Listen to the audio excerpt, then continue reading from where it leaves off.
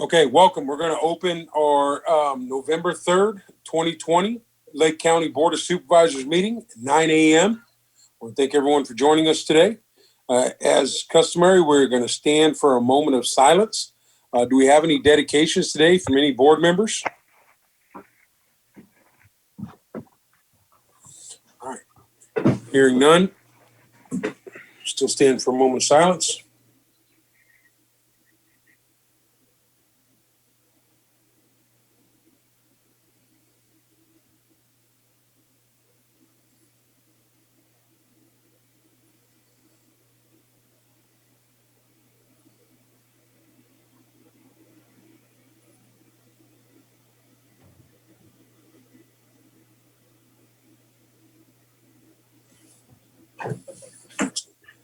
Supervisor Scott, would you please lead us in the pledge? Ready, begin. I pledge allegiance to the flag of the United States of America and to the republic for which it stands, one nation, under God, indivisible, with liberty and justice for all. Thank you.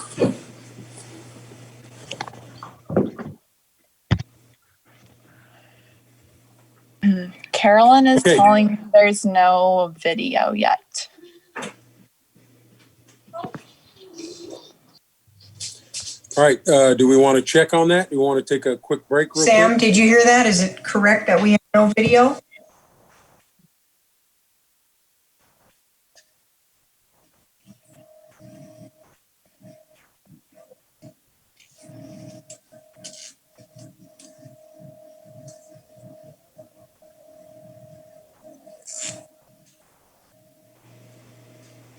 Thank you, Sam.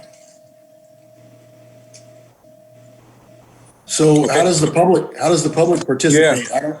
I don't know that much about this stuff, but I just want to make sure we're not, we got Well, the public participates in Zoom, but I was not aware of this issue until just now. So. Okay, no, I know they participate in Facebook also, but we can't, there's many of us that don't have Facebook, so I don't. Does the public participate in Granicus typically? No, they watch in Granicus. Okay. They cannot comment. You comment in Zoom, but for people that were intending to watch on Granicus, I think we need to do a quick blast, and I'm instructing staff to do that right now. Okay, that's what I was wondering. Just to look to watch in Granicus. Should we take a 5-minute break so you can get that message out, or? Yes, if you'd like to take a 5-minute break, we can do that. Okay, let's take a 5-minute break. It's 9:05. Supervisor Sabatier, you have a suggestion, or? Yeah, I just wanted to remind that we also do have the e-comment that is on Granicus, and that looks to be active, and that is a way possibly that we can receive some public input, as we did last week.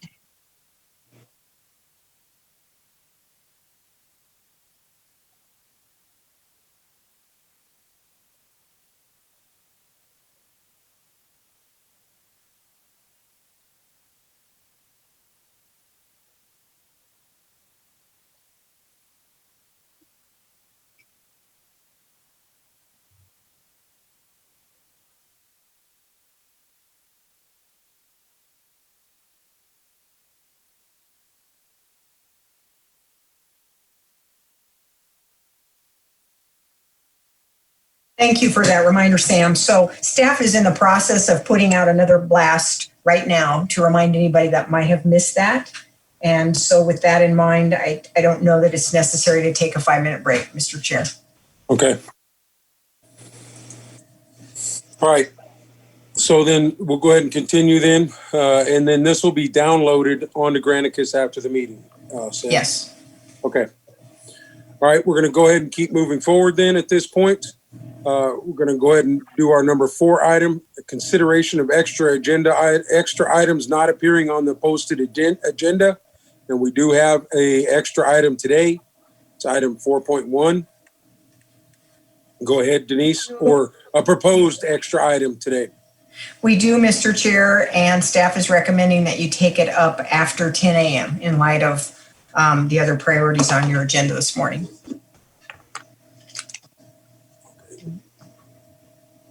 But it needs to get justification and voted on for an extra item. Yes. So Denise Pomeroy is here to present the justification. Go ahead, Denise. Good morning. She can't unmute. Jake, can you unmute her? Yes, I sent her a request to unmute. Good morning, board and Chair Simon. I appreciate the opportunity to bring this forward to you today. The extra item is consideration of an agenda item for the approval of an addendum to the CFMG WillPath agreement for the jail medical for there's two addendums to it. The reason this is an extra emergency item and extra is that it's come to our attention. There is an outbreak of Covet at the jail, and we need 2 additional staff out there for the next 2 months to assist the medical team out there with the outbreak. That information was provided to me on Friday, which was after the posting of the agenda. Mr. Chair? Go ahead, Supervisor Brown. It appears that this information came up after the posting of the current agenda and needs to be addressed before the taking up of the next available agenda, and I move that we approve it as an extra. Okay. Second. Motion and a second. Okay. Johanna? Supervisor Sabatier, Aye. Supervisor Crandall, Aye. Supervisor Scott, Aye. Did you hear me? Supervisor Brown, Yes. and Supervisor Simon. Yes. Thank you. Thank you. Okay. All right, we're going to move on to, and we will take that item up after 10 a.m. Don't have a specific time, but we'll take that up after 10 a.m. Moving along to our consent agenda calendar, number 5 item, approval of the consent agenda. Consent agenda items are usually non-controversial. We'll move through. So do we have any items that need to be pulled from the board?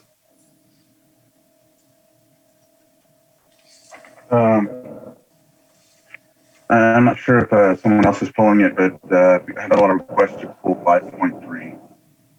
And there has been another request. I was going to go to the community request, but okay, we'll pull item 5.3. Jake, if you could please open the room too, and please, we're going to go ahead and ask the public if there are any items that need to be pulled from the consent agenda. And I do know we had a request. Go ahead, Carol. Yes, that is the item, 5.3. There was a request to pull that for discussion. Okay, thank you. I'm aware of no other requests. Jake, can you open the room? Yes, We'll and follow I've sent the unmute request out. If you'd like to comment, please unmute and state your first and last name.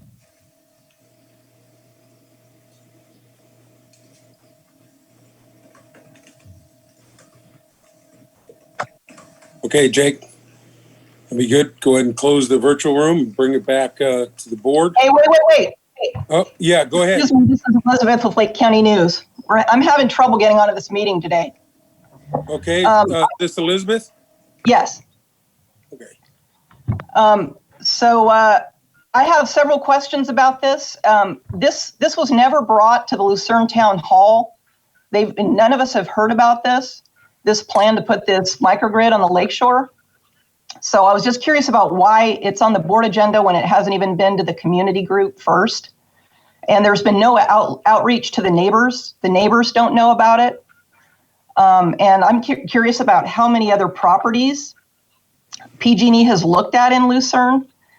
And as well, I want to know, are they going to be renting the property in addition to the easement? Because the schematic that they gave looks like it's going to take up a big chunk of the property. Elizabeth, right now what we're doing is we're going to go ahead and pull this agenda item, and we will address it at sometime today after 10:15. We're going to try to, around 10:15 is we're going to try and get this agenda item on there to have this discussion. Okay. It has that's been fine. pulled for discussion today. All right. Thank you. All right, thank you very much, Elizabeth. Okay, Jake, with that, we're going to go ahead and, we'll check one more time. Is there any other items that need to be pulled from the public on the consent agenda? And I have sent out a second unmute request. Okay. All right, so I think that'll be adequate. Hey, Mo? Go ahead. Yes. I'm curious why we're going to take this up after 10:15. I know the other item, the extra, we're going to take up after 10, but I'm not sure why. There was no request for that time, so. Actually, there was, Mr. Chair. Okay, I got it. PD reps are planning to be present and could not be available earlier. Okay, gotcha. Thank Going you. to discussion after. Sorry about that clarification, Rob. I should have said that. Thank you. No problem.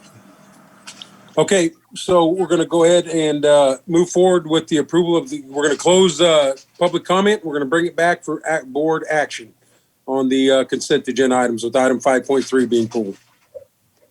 Mr. Chair, I move to approve 5.1, 5.2, and 5.4 from the consent agenda. Second.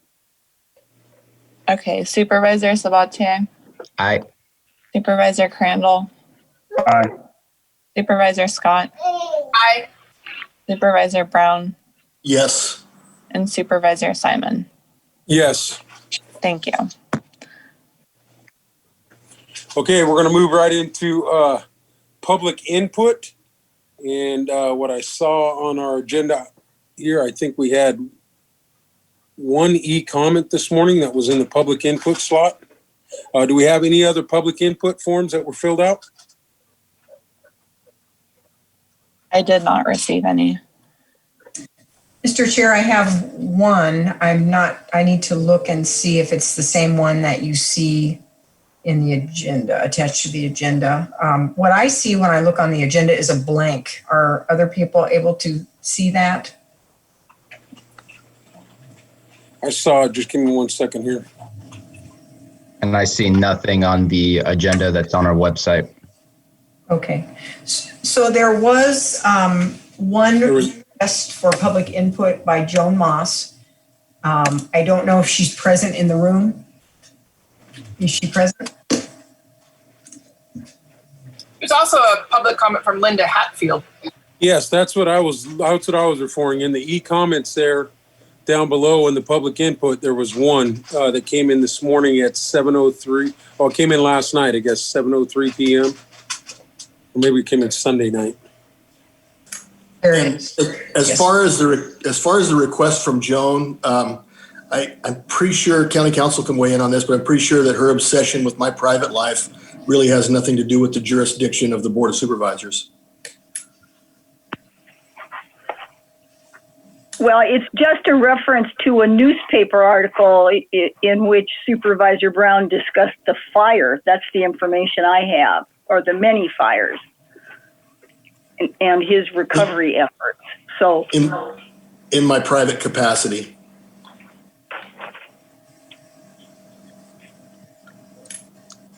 I don't see Joan in the room at this point. But I did have a question on the e-comment. Should I go ahead and read that e-comment that came in? Yes, you can read it if you like, Mr. Chair, or you can just acknowledge that it's a part of your record. It is Okay. your record. So I'll just make it part of the record then that we did get a public comment from Linda, or an e-comment from Linda Hatfield. And that is part of the public record. It is attached to our agenda here. Okay, if there's no more public input, Jake, we're going to... Mr. Chair, Yes. I do understand Supervisor Brown's comments about what he's doing in his private capacity. It is a newspaper article that was published. So I do think that it's appropriate to be kept in your record of public comment. Okay. Input. All right. That will also be added to our public comment. I'm available to autograph those. Anybody needs them. Yes, Supervisor Sabatier? I just want to check in. Are we going to read these public comments since the public does not have any access to that? I think part of public comment is for the public to not only inform the board on these things, but also to provide that those concepts and ideas and messages to the public as well. If the board would like, yeah, I can go back and read the one that I currently have under public e-comment. I have them both. If you'd like me to read them, Mr. Chair, what Okay. you prefer? Yeah, go ahead. Go ahead, Carol. Okay, so the e-comment is from Linda Hatfield. She says, "Good morning, supervisors. I'm writing to support the immediate implementation of the masking enforcement ordinance, which was previously approved but held up by a referendum. According to the record B, the referendum failed to garner enough valid signatures. Please secure the future health of our residents and business by implementing the ordinance without delay. We are counting on you." And the next one comes from Joan Moss of Kelseyville, California. "I want the public and the supervisors to be aware of this interview by the San Francisco Chronicle of Rob Brown." And then it's a very small newspaper clipping. There is no date on it. It's torn and hard to tell I shouldn't say hard to tell. We're not able to see the full article. It's just torn. And so I'll read to you the part that is legible. "In Lake County, longtime county supervisor Rob Brown has been knee-deep in recovery ever since the Valley Fire 5 years ago. He's intent on preventing another disaster like that, even if it means taking matters into his own hands. When the LNU Lightning Complex approached 2 months ago, he knew the state's firefighting force was stretched thin. So Brown fired up the bulldozer he normally uses to maintain roads and fuel breaks on his 500-acre Kelseyville ranch and cleared brush to halt the fire's advance. He kept at it for more than a week. I can't watch another house burn down in Lake County," he said. Eventually, Brown's work brought him to the footprint of the Valley Fire, except it wasn't a moonscape anymore. Several rainy winters had come and gone, allowing brush to thicken around once blackened trees. Most startling to Brown was the bone-dry manzanita and chamise that extended past the top of his bulldozer. 5 short years later, the scar of the Valley Fire is ready to burn again. That's it. Okay, thank you. And that will close public input at this point.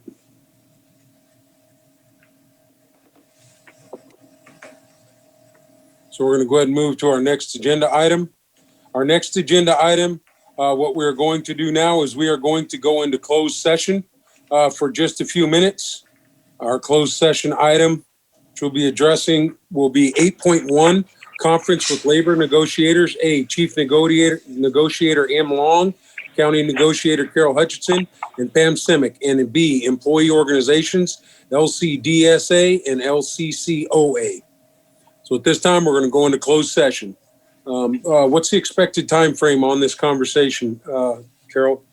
Well, 10 to 15 minutes would be my estimate, Mr. Chair. All right, so we'll just say 20 minutes. We're back in about 20 minutes. Thank you. Okay, we're going to go ahead and reconvene we're going to come out of closed session. Was there any action to be taken in closed session? No action taken. Thank you.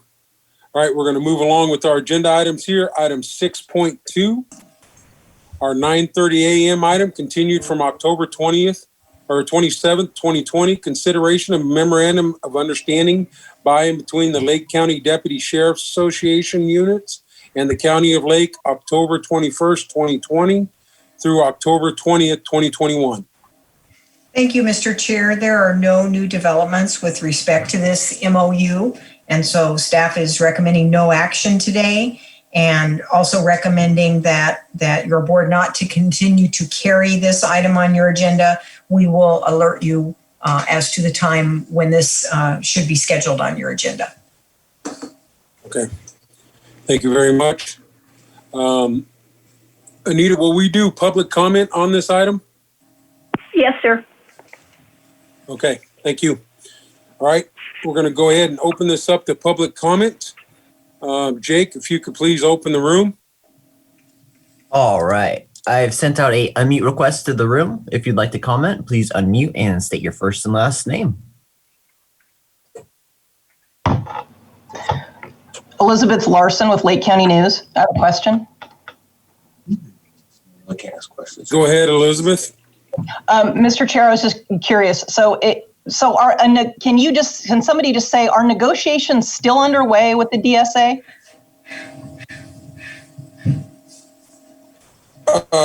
Carol, would you like to answer that, or myself? Yes, we hope to resume negotiations with LCDSA. Thank you.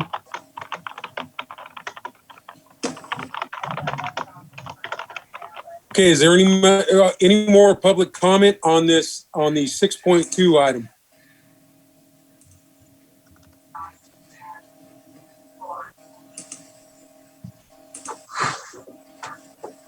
Okay. Jake, seeing no hands up and hearing none, go ahead and close the room. Okay, that concludes our 6.2 item. We are going to go ahead and move to our 6.3 item, our 9:30 a.m. item, continued from October 27, 2020. Consideration of a memorandum of understanding by and between the Lake County Correctional Officers Association units and the County of Lake for October 21, 2020 through October 20th, 2021.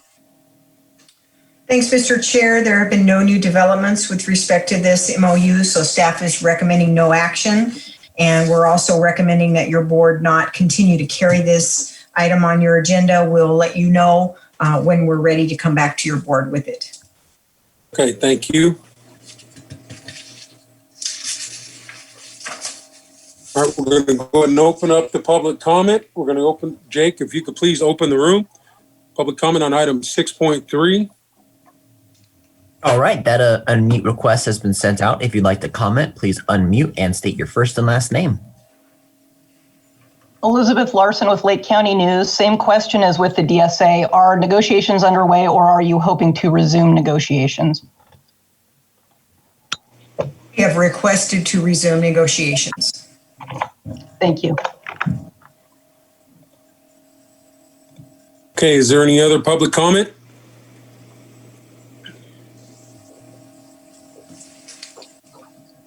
Seeing no hands and hearing none, Jake, we're going to go ahead and close the room and bring it back to the board. Thank you.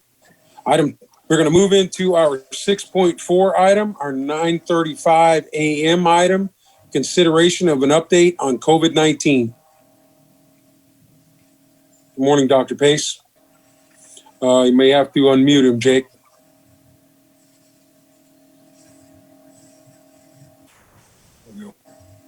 Good morning. Can you hear me? Yeah, looks like I'm okay. Yes. Good morning, Mr. Chair, and good morning to the supervisors and everybody who's on Zoom. I'm Gary Pace, Public Health Officer, and today's COVID update. So we have a total of 731 cases at this point. We have unfortunately had 17 people pass away during the duration of this. I believe it's 10 that were nursing home residents at the time. The case rate is from, so there's a lag time. There's a 7-day lag time on when these data get reported. So this is from the week of the 18th through the 24th. And that's what's going to affect our tier status that comes out. Well, they're going to come out tomorrow. Usually it comes out on Tuesday, but because of election day, it'll come out tomorrow. So our case rate is 3.3 and our test positivity rate is 2.9. This is the best we've ever seen. And these are both consistent with being in the orange tier, which would be put us into more opening, less restrictions, especially with indoor dining and some of the indoor businesses.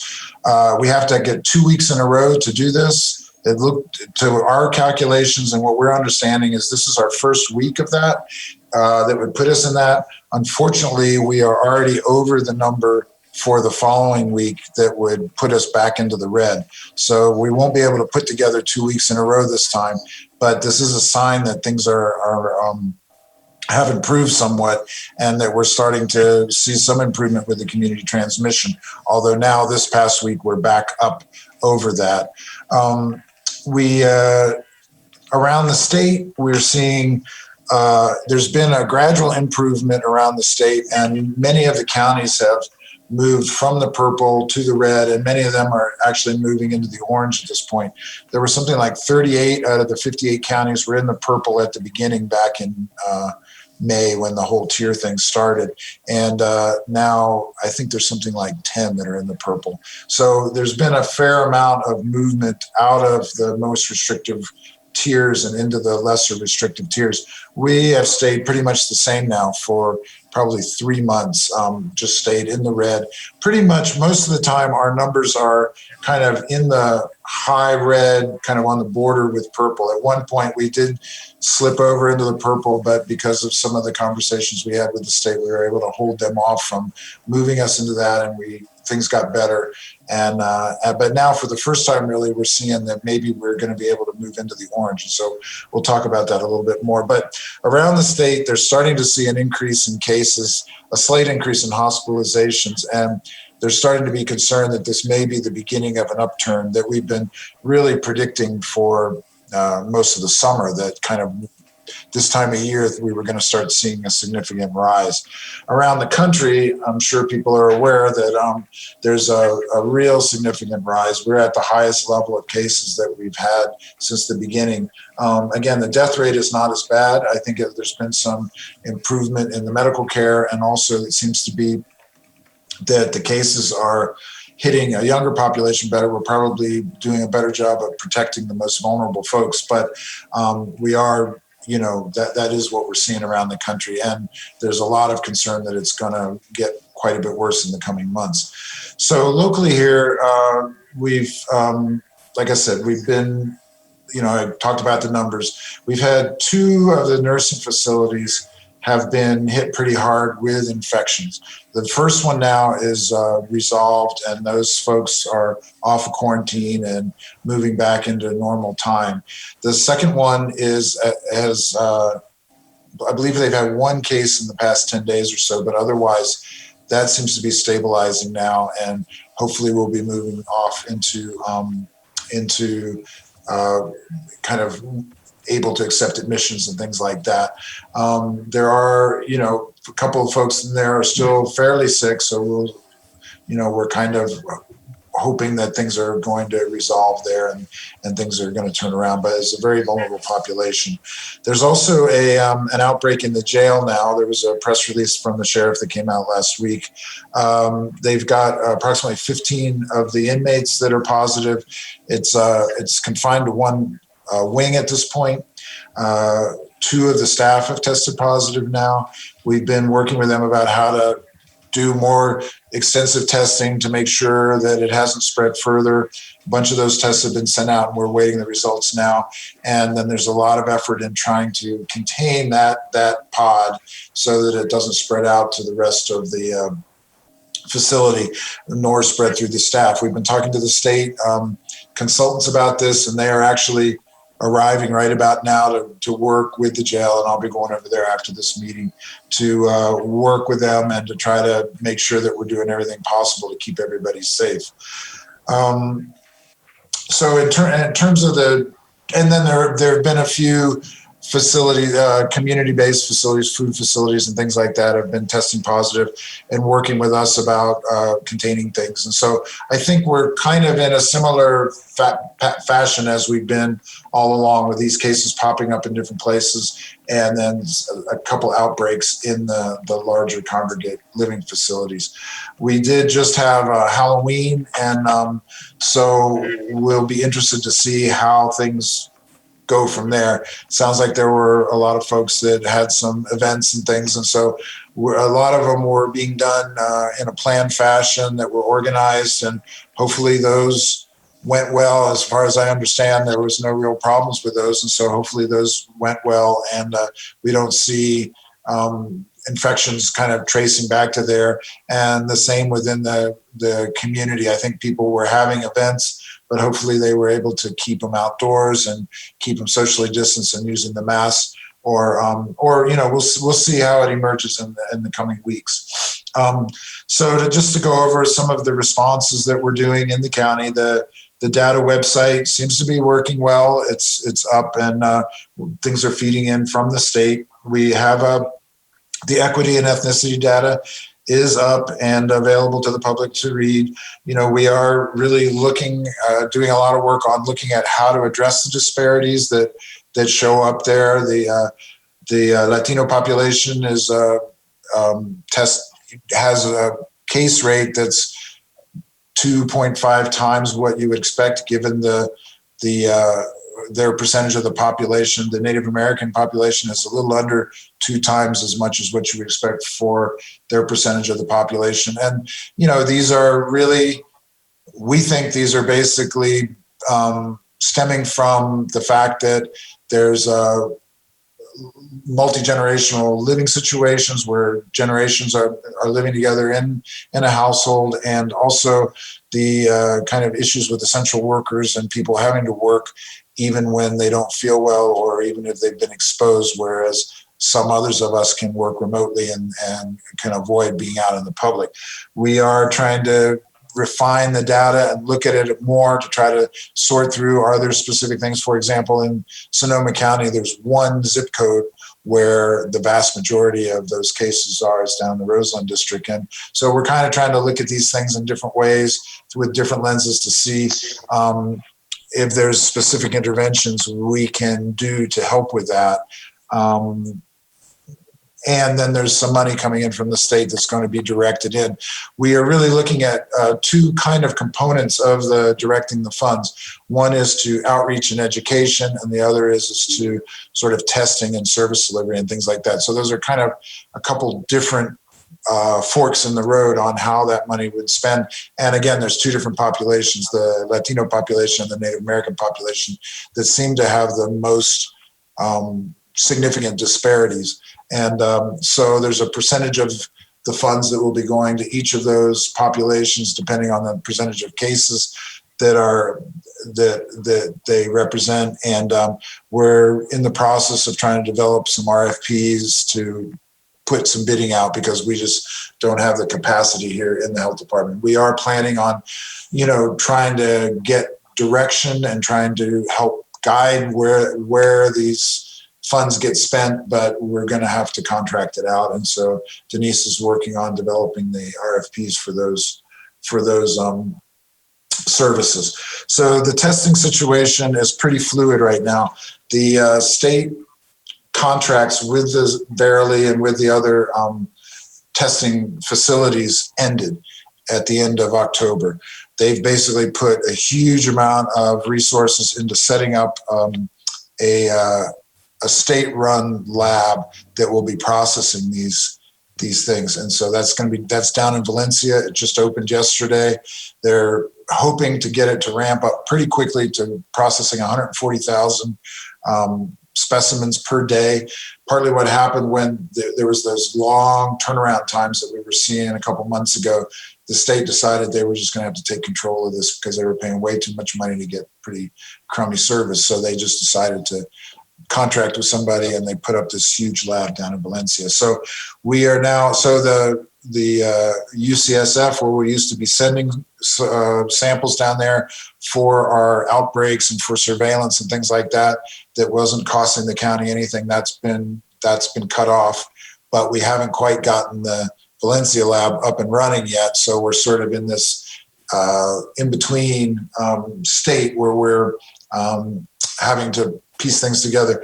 We do have another option for those outbreak kind of samples. Then the other issue is that the Verily test site, their contract ends at the end of November. So they're the folks that are doing the stand-up testing that is at different places around the lake. They also ended some of their staffing as of the end of October. There's been Supervisor Sabatier got involved in helping us, and they are helping us some, but it's a much more bumpy now, much less kind of a coherent package of services. And so we're putting a lot of time behind the scenes and just keeping this thing going. And then starting the end of November, they claim that Verily is going to end, but apparently there's still some contract negotiations going on, and there are other options that are being put forward, none of which exactly match what is being done. And they're going to require 165 tests per day to keep it going, to make it financially viable, which we're not probably ever going to be able to do. So there's a lot of sort of kind of scrambling around and figuring things out. And, I guess the main message that I would like to say is that we are committed to keeping testing going as best we can. It may not be as good as it's been. It may not be as dispersed throughout the county, because that's been a really good thing, but we're going to keep the testing happening. And so it may mean we need to hire some more people and different things like that, but we're working on it all. And at this point, I think everybody should just keep going to get tested at the testing site the way they have before. And through November, it looks like we're going to be able to keep things going. And then after that, we'll figure out the next step. So I think that's mainly it with the testing. We are working with the schools around helping them find ways to get their teachers tested and the staff tested for the schools that have on-site learning. And that seems to be important to keep that going so that the schools can open as soon as they're ready, and to just kind of work with them with each obstacle that comes up, and testing has been one of them. But I think they're doing okay with that at this point. Can I interrupt real quick? And I'm really sorry. I'm being messaged that we've dropped off of Facebook as well, and I know that this is important to the community to hear that. Is that something that Sam or Jake might be able to chime in and say yes or no? Well, if you don't see that, then I don't see a purpose for that. 5 minutes. Yeah, so let's go ahead and take a 5-minute comfort break. Let's go ahead and take a break. It is exactly 10:06. Let's come back at 10:11. And sorry about that, Dr. Pace. No I problem. want to make sure this information gets out to the community. So we're going to take a 5-minute comfort break. Please do what you got to do, and we'll be back at 10:11. Okay, we're going to go ahead and resume. Jake, I don't know if you got to unmute Dr. Pace, but we're going to go ahead and resume our November 3rd, 2020 meeting here. Go ahead. Hi, okay. Apologize about the interruption, Dr. Pace. Out to the community. Okay. So I'll just pick up where I left off. In terms of the housing situations, so I'm kind of discussing the county response now to the COVID outbreak and just kind of updating on that. So we are continuing to work with the homeless folks at the old Juvenile Hall, with the group Elijah House is working on that. The Juvenile Hall is working out fine. Elijah House is working out fine. There's kind of ongoing funding questions, but we're good for at least a couple more weeks. And I know Todd Metcalf is working on that, and Supervisor Scott's been involved with these ongoing situations, both with Elijah House and also with the warming center. The warming center usually starts up as the weather gets worse, and the coalition of folks that had been doing it previously does not feel that they're able to continue it this year. And the Elijah House has said that they would be willing to do it. So I know there's a group working on that. I haven't heard the latest update in the last week or so, but that is being developed. The Hope Center over in Clear Lake, it has a target date, I believe, of December 1st to open up, which is another homeless services that will be available for folks over at that end of the lake. And then we are continuing with what we call our SSTU program, which is for folks that are testing positive or are close contacts to a positive case and need to isolate or quarantine and are unable to do that in their current living situation because it's crowded or because they don't have a home or whatever. And so we're putting some of those folks up in a hotel that's being paid for by state and federal funds and feeding them and keeping them quarantined so that they're not spreading it through their whole household. So that all these are continuing forward. We're kind of working our way through, especially with the funding part with the Elijah House at this point. Our contact tracing and case investigation efforts continue. We have had a lot of help with some volunteers and some student nurses and things like that. We're going to lose some of the nurses here in the near future, the student nurses. The state is trying to pull back some of their resources. We're trying to hang on to them. So, we're in that similar kind of tension. We do, the nursing staff has been very, very stretched. We do appreciate the changes in the salary structure that's going to allow us to try to do some hiring and to get a more robust nursing staff, because we've been working at about half capacity here since before the pandemic. Vaccine situation is continuing to unfold. So at this point, there's not really been any flu activity in California that's been identified, and it may end up being a slow year this year. It was certainly not a big problem down in the Southern Hemisphere, which predates us. So maybe all these changes, the masking and everything, is actually slowing transmission of the flu as well. We are continuing to do flu vaccine clinics. We've had a series of them over the last couple of weeks. We are going to do some more here. Those are not currently scheduled. They'll probably be up on the website by Thursday as we're planning for the next round. The COVID vaccine is, there are two major companies that have vaccines that are pretty far down the road. It's possible that there will be some vaccine available before the end of the year. Most likely it's going to be more in January. And then they're working on these 3 phases to roll them out, where the first phase, when they don't have a whole lot of it, is going to be mainly directed towards the healthcare workers in the acute care hospitals and clinics to try to keep the healthcare system running during the winter months when the pandemic is going to be a lot worse, and or anticipated to be a lot worse, I should say. And then the second phase will be when it expands out to more essential workers and high-risk people. That'll probably be later in the spring, and then hopefully it'll be available more for general community use in summertime. So we are working with the state. The state's doing a lot of efforts to set up a distribution network through the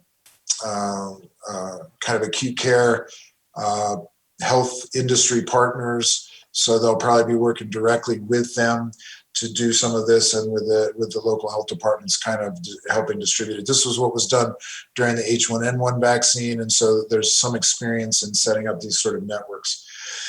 So basically, I think they're kind of just in talking about the long run. The compliance ordinance, my understanding is now it's back into play, so we can go ahead and start working on getting staff trained and up for that. So we're just now in the process of starting to resume that process, and hopefully we get that going soon. Again, the focus of that's going to be education. The maximum fine that's available under what we're doing is $500, and that would be after a couple different infractions. So the idea is to use this as a way to address people that are not interested in complying with us, and to at least have a little bit of way to try to bring those folks into more willingness to work with us around that, and do some of these things that we think helps slow transmission and protect the public. We are working on, as I kind of mentioned in the disparity part, we're starting to develop the notion that a big media outreach program is going to be partly what we need to do here. The aim is to move through this tier system into more openness for the businesses and for the community while keeping people safe. So the schools now are able to be open from the tier point of view, from the state restrictions point of view. The schools have been able to be open, even though we're in the red tier, since the beginning of August, and each district is working independently on figuring out how to do that safely and how to keep the students and the staff safe during this outbreak. But from the state point of view and from the local public health point of view, they are able to be open, and we are working with them on how to do that as safely as possible. With the businesses, we are in the red tier, and so for instance, restaurants can have 25% capacity indoors, bars are closed, gyms and indoor recreation areas, indoor exercise programs can be open. I think it's 10%. churches can have 25% of capacity. So the idea is to limit indoor use because that's where there's going to be high spread events. We're very interested in working with individual businesses to see if we can figure out ways around this or ways to do things safely that are still congruent with the guidance. And so just encourage people to do that. But I definitely think that this tier system is a good idea, and it's a strong way to try to have local responsiveness depending on the prevalence of the virus in the community. As the prevalence of the virus goes up, the local need is to close down some of the indoor situations where the spread can be the worst. As things get better and there's less prevalence, we can open that up. And that's kind of how this is set up, but it's sort of slow because there was some problems where they opened too fast back in May. So part of this media outreach is going to be, how do we get out into the community to help the businesses, to help the leaders, to help people in the community understand better what's going on with this tier system, how to work with it, and how to open things up more, because it still seems like there's a lot of confusion out there when we're talking to people. So we're trying to work with some groups around that. And I think the last thing to just say is the holidays are coming up with Thanksgiving and Christmas. We're particularly concerned with these indoor activities that often bring people from out of the area or from a variety of households into the same place. And we are really encouraging people to try to come up with different plans for this year, maybe meet outside if possible, or limit the number of people that you're meeting with. So I think that's it now, and thank you for the opportunity to talk to everybody. Thank you, Dr. Pace. Go ahead and open it up for questions from the board or comments. Supervisor Sabatier. Yeah, thank you for that update, Dr. Pace. I'm saddened to hear that even though it seemed like there was some resolution to the testing thing, that it's still a very rocky situation. The testing is a double-edged sword. If you test more, yes, you might find more cases, but at least in my belief, it would result in less of a positivity rate.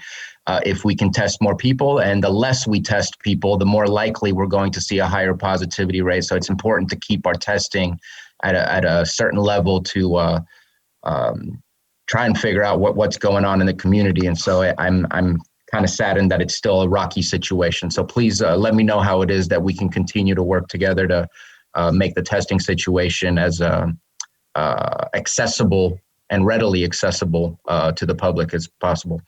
I have a few questions for you. You gave me the information I was looking for what's going on currently with the outbreak at the jail. Looks like there's a total of 17.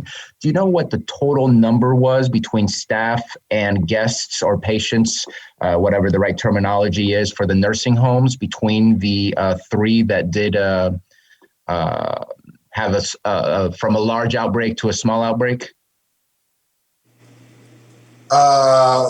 Well, so it's in the range of 100 cases or something like that. There's probably, if you go, there is a website that you can go on the CDPH website, and you can go look at each of the specific nursing homes on there, and it'll give, but it's the two that had the outbreaks had something in the range of 40 each of residents, and then probably 15 to 27. So it's probably a little over 100. Okay. And then I think the first major outbreak that we spoke of, we identified as the farm worker outbreak. Do you know how many were for that? I think it was in the 30 to 40 range, something like that. Okay.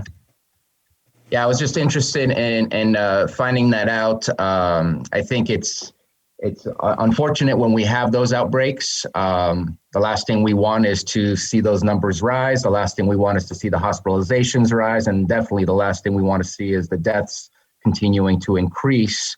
And I'm just, I know I said this last week, And I know we're looking at the equity situation, and we're looking at the large percentage of Latinos, and I'm doing air quotes of Latinos, but yet I'm curious as to when we say farm workers, do we mean traveling farm workers that are going through the state of California, or residents who live here who are farm workers as an actual living and stay here all year? Because it's to me, it's just interesting data to see. Are we being impacted by outbreaks in specific facilities and also outbreaks from people traveling through, again, versus what is the actual impact from our businesses? I'm always interested in looking at that. So I appreciate the information, and that's all I have for now.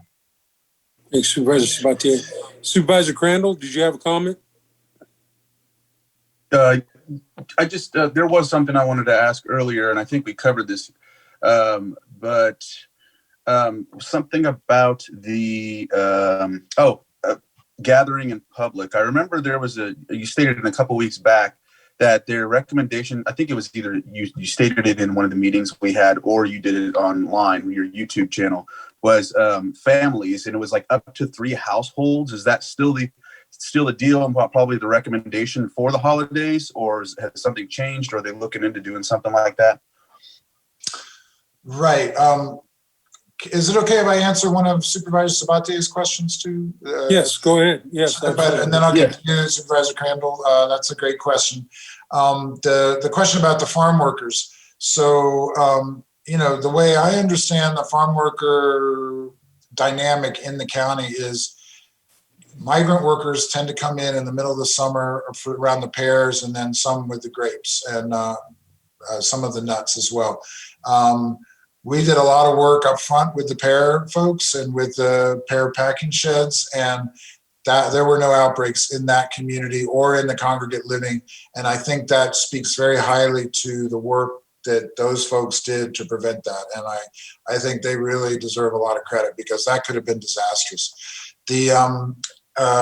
So there were definitely people coming up from high-risk areas, Central Valley, et cetera, and it doesn't seem like that spread happened. They contained those folks and didn't have them out in the community that much, and so it didn't seem to happen.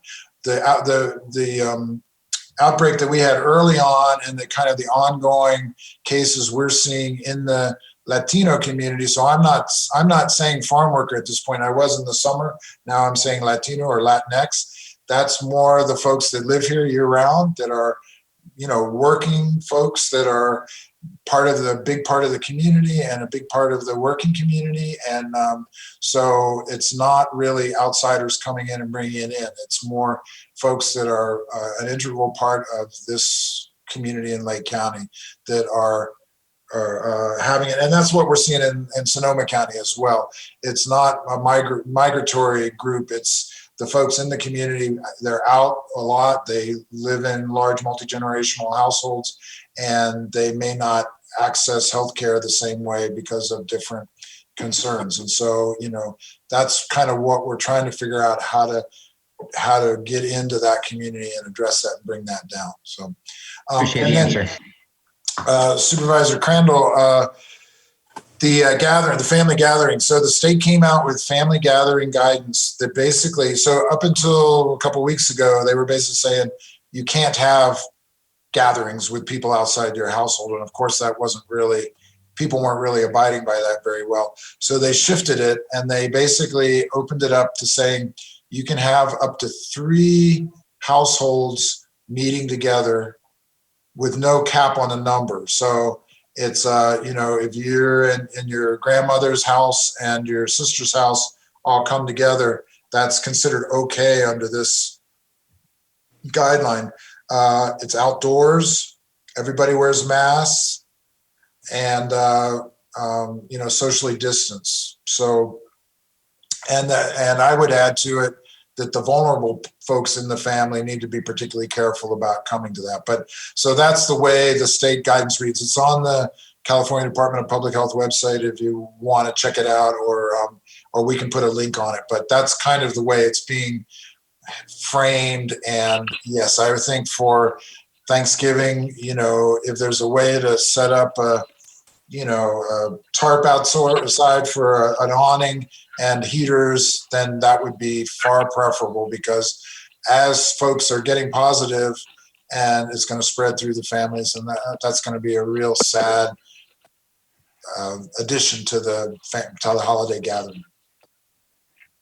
Yes, thank you for that. And just wanted to highlight in regard to Supervisor Sabatier's question, I'd like to highlight the work and amount of safety that Scully Packing put into their packing season this year, and note how great they did, and how it prevented prevented more cases and whatnot. And they did a lot of pre-measures and safety measures to ensure their workers were safe and that none of the COVID spread. Okay, Supervisor Sabatier. Yeah, I had one more thing, actually two more things. One, Dr. Pace, you said that the website data was up to date. I did want to let you know real quick that there has been no update on the number of tests, and I don't know if that's intentional because it's not something that we're tracking anymore, or if that's accidental and that it's just not being updated accidentally. Let me see. It still says 700 total positives when we're at 720/31.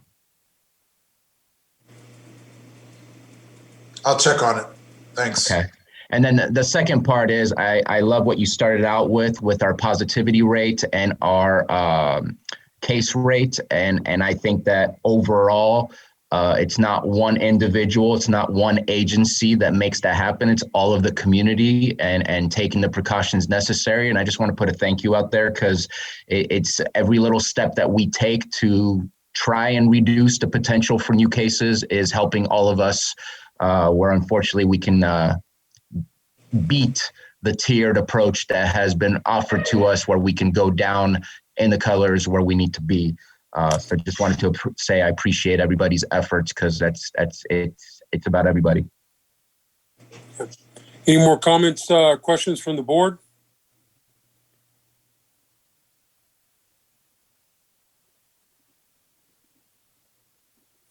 Okay, hearing none.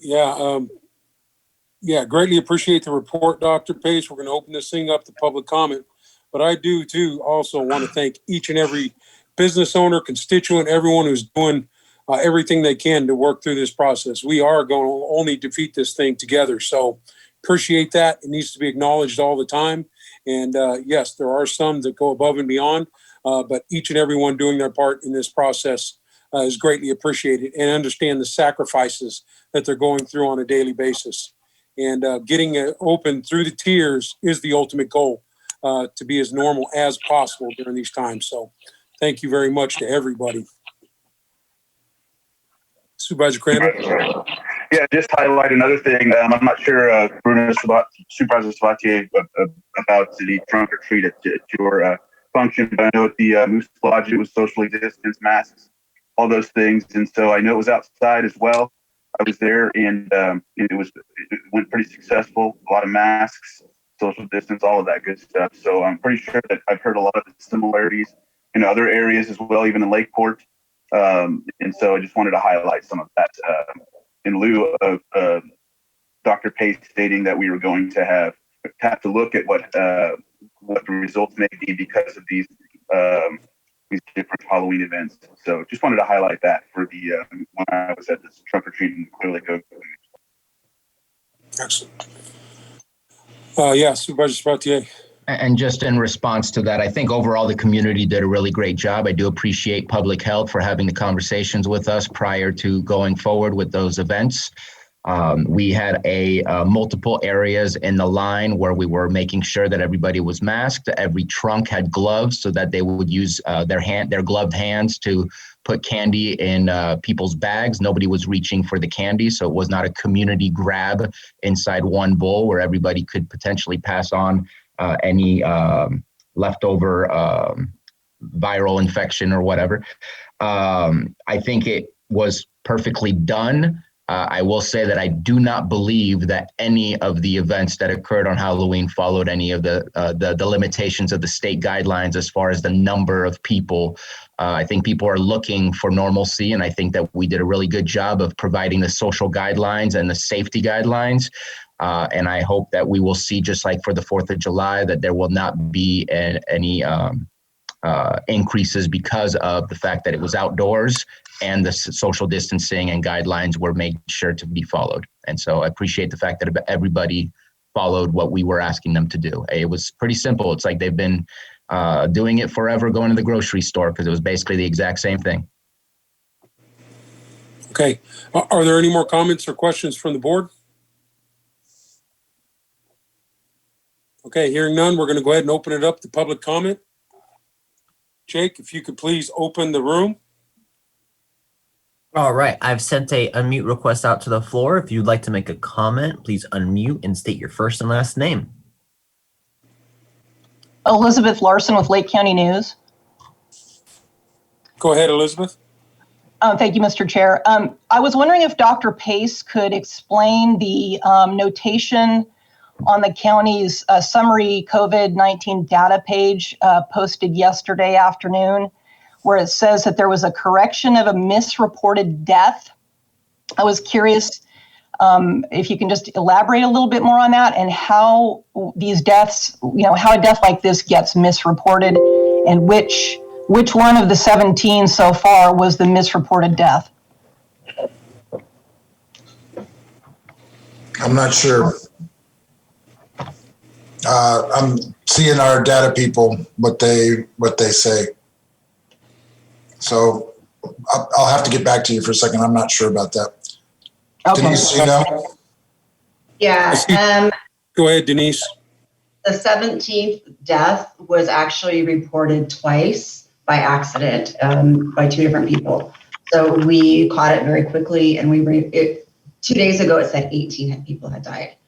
And so we fixed it and put it to the true number of 17.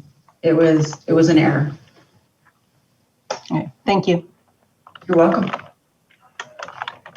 All right, is there any other public comment?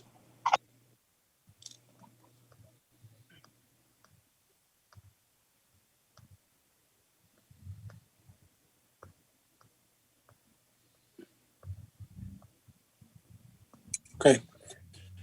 All right, Jake, let's go ahead and close the room. We'll bring it back to the board.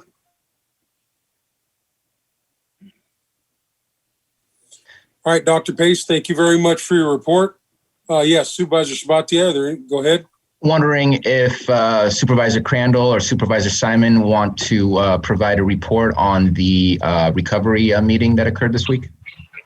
He pretty much gave you everything we talked about, aside from the fact that we'll be meeting in 2 weeks to discuss more of a campaign on messaging and using either CARES funding or initiative to get the word out about trying to get into lower tier zones. So we had a lot of good discussion about those ideas and meeting more frequently to try and develop good media coverage ideas, focusing on trying to keep our kids in school and not having to go into the more stringent tiers so we can keep them in school, and also try to get our businesses to a better capacity, like 50% capacity in the yellow tier or orange tier, and furthermore, if we can keep that going. So that's everything that he reported is what we in essence talked about, aside from the fact that we'll be meeting more frequently to discuss better media outlets. Yeah, I know that. We did talk about the obviously the educational campaign as we're moving through that. I know a lot of conversations happened also about how our businesses are going to be able to operate with the cold weather coming.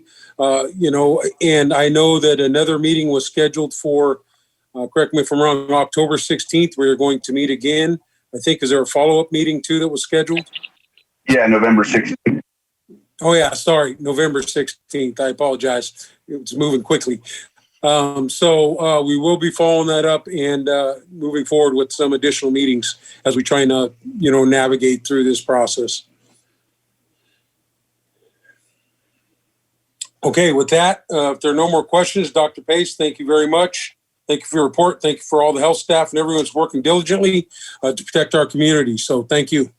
Thank you very much.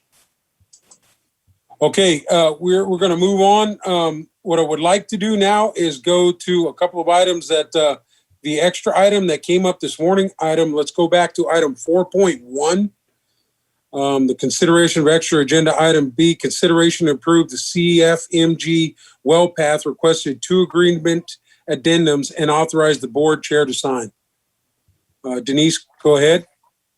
Thank you, Chair Simon. So as Dr. Pace had reported, there is an outbreak of COVID-19 at the jail. It is in one pod at this point in time. I think there's 15 inmates that are infected and 2 workers. The CFMG contract falls underneath the health department, and we were contacted on Friday to request 2 additional full-time nurses for up to 2 months. And we don't really know how long the outbreak will last, but they typically, when they get going, the quarantine time is 14 days. So their staff doesn't have the capacity to take care of the rest of the jail medical needs and a COVID ward. So we met with CFMG. I met with them, gotten a hold of them Friday. They put together an addendum to the contract to add 2 additional staff members. They will be doing this through a temporary agency, so it is a pretty expensive cost. Temp agencies for medical staff are quite expensive, but to hire 2 people for 2 months, it'll be over before they can get them on board. So this is the fastest way that we can go through it. The funds will be paid for out of the health department's CARES Act money that we've set aside that we haven't used yet for enforcement. Since enforcement was put on hold, we have a couple of months of cost savings there. And so we will reallocate that to cover this cost. So there'll be no cost to the general fund. The contract can extend on a monthly basis if needed, if the outbreak goes past the 2 months. We have the monthly cost capped, so we know what that is. It's about $28,000, I believe. Let me pull it up. $28,971 is the cap on the monthly cost. And with that, we would request your board's approval of this so we can get these people hired and in the jail to help out in the situation there. Thank you. Okay, questions from the board? Supervisor Sabatier? I follow the need and what we're saying, but I don't follow the timeline because there's a letter here from October 13th, which is 3 weeks before an outbreak started in our jail, that requested for this change. And now it's because of the outbreak in the jail. So I'm wondering. There's 2 different letters. So the letter dated November 2nd is for the 2 additional LVNs, and that is a separate letter for the agreement. And then the other one is when the outbreak started. They were looking to add some administrative, a half-time administrative person to a full-time for the rest of this contract, and that's the October 13th that was addressed to Sheriff Martin. And so I'm not sure why I just got it now, but I'm not going to speak for the sheriff. So, but they are looking at also increasing their 1 half-time administrative assistant to a full-time, which would be an additional cost of $36,303. There's a lot of paperwork and a lot of stuff that goes with tracking COVID-19. And so with 17 cases, that's a lot of work for somebody. And I get that. So we're looking at $29,000 approximately for the LVN and $38,000 for the administrative assistants?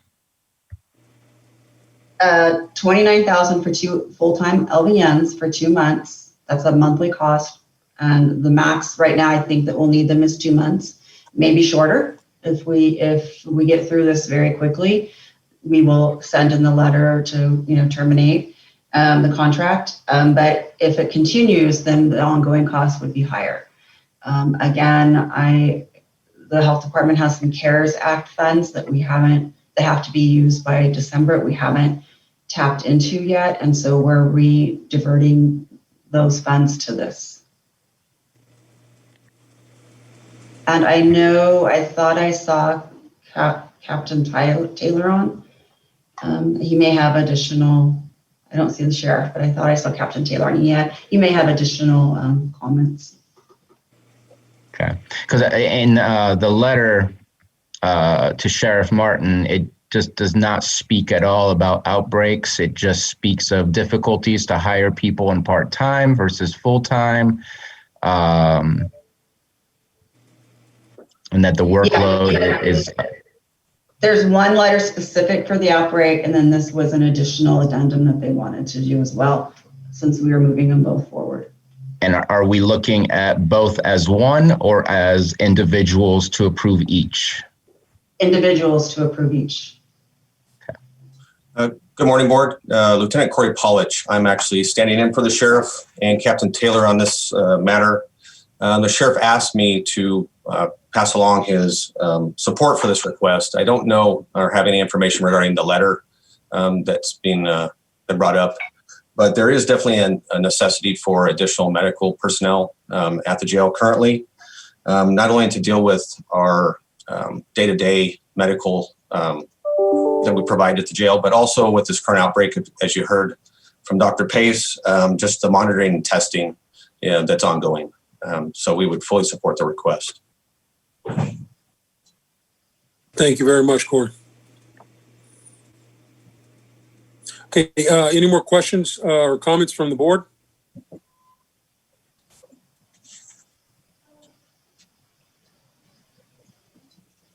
Okay, let's go ahead and hearing none, we're going to go ahead and open this up to public comment.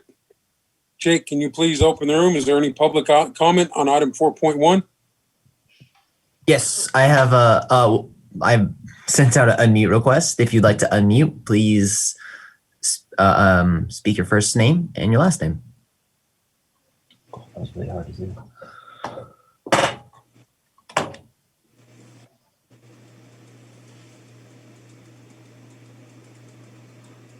If you'd like to make public comment on item 4.1, please do so now.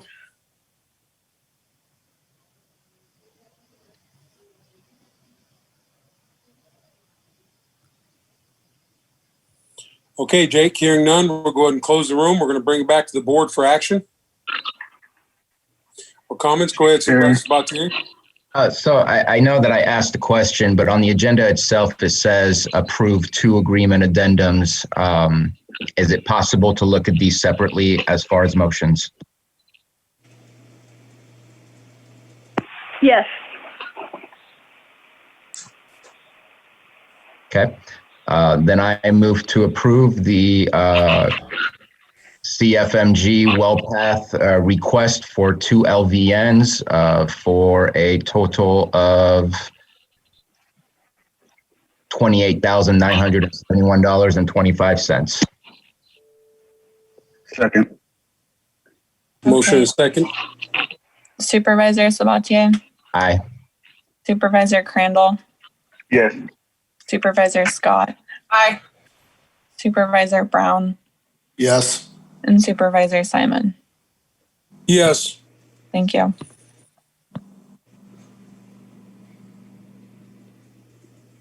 Okay, is there any other action to be taken? There's one more motion that needs to be done.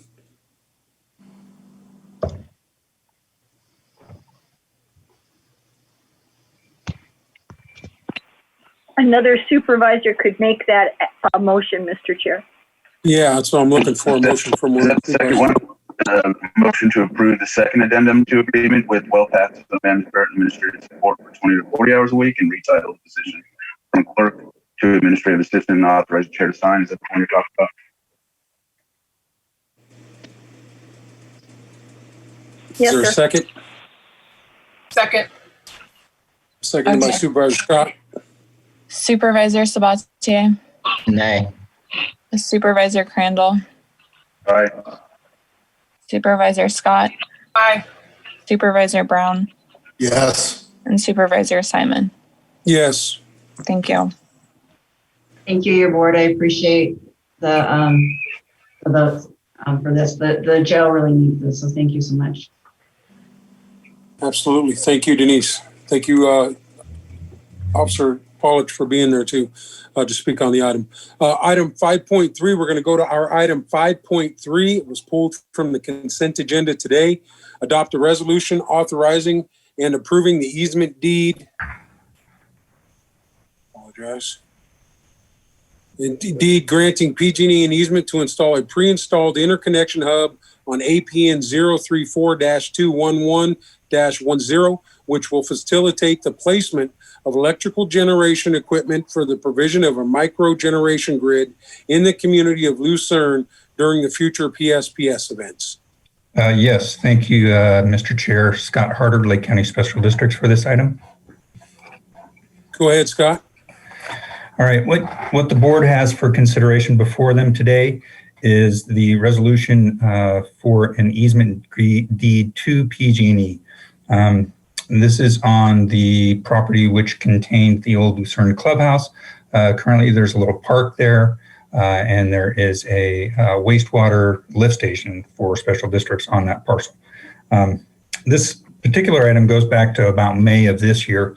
However, it really goes back further than that.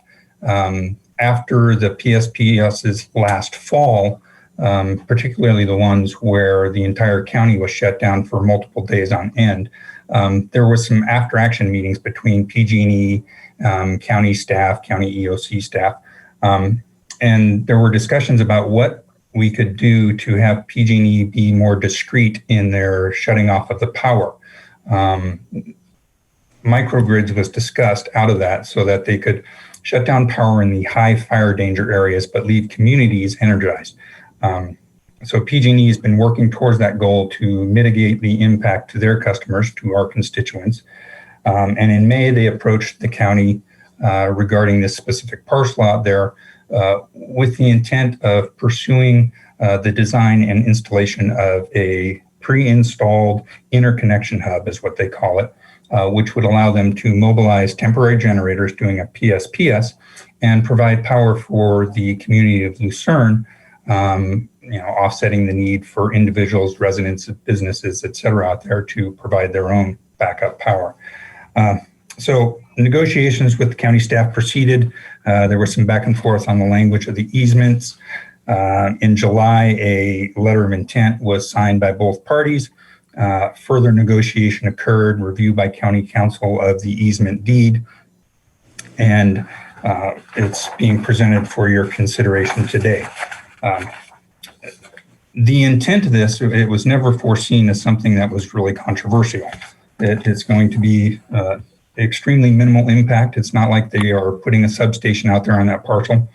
The extent of the construction is going to be 2 utility poles and 1 pad mounted transformer that's about 6 feet wide, 7 feet deep, and about 6.5 feet tall. No additional fencing. This is going to be protected by ballers. There's fencing out there already. And then in the event of a PSPS, they'll roll in generators, put some temporary fencing around it to protect the site, and power up the community of Lucerne, providing power to over 1,000 meters. I've got some photos I took where I've actually sketched out or identified what the easement area looked like. If I could share my screen, as well as a picture of the transformer that's going to end up out there potentially, and the affected area, the benefit to the community.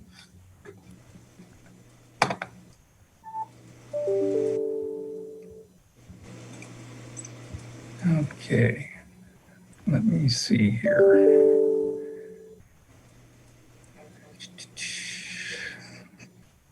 All right.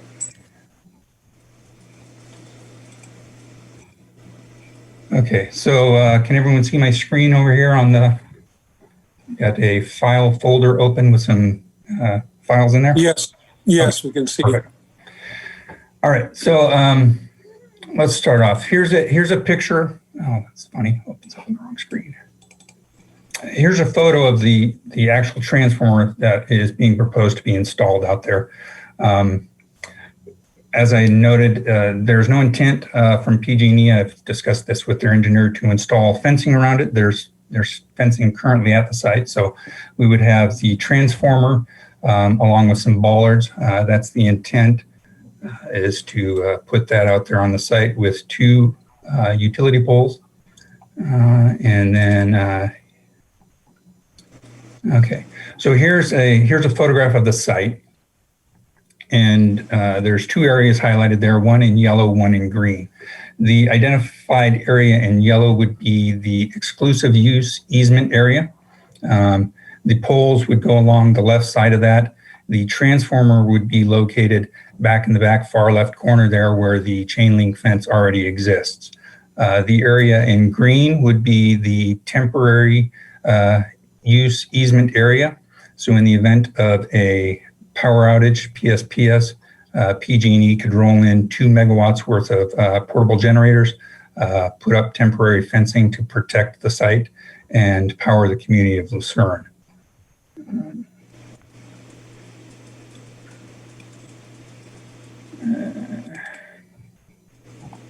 Okay, what we have here is another photo from the same location, but now looking out across the site. You can see there's a couple of picnic tables, benches associated with the park facility. There's beach access through the center down there, down to the shoreline. And then over on the far right, you can see the fenced off area where the current wastewater lift station is. And then again, the highlighted area in green and yellow indicating the easement areas.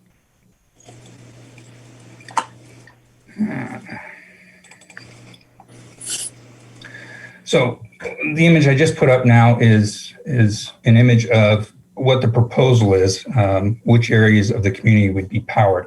During a PSPS, because the power lines are overhead, PG&E cannot run power or energize lines that are in the Tier 2 fire threat zone.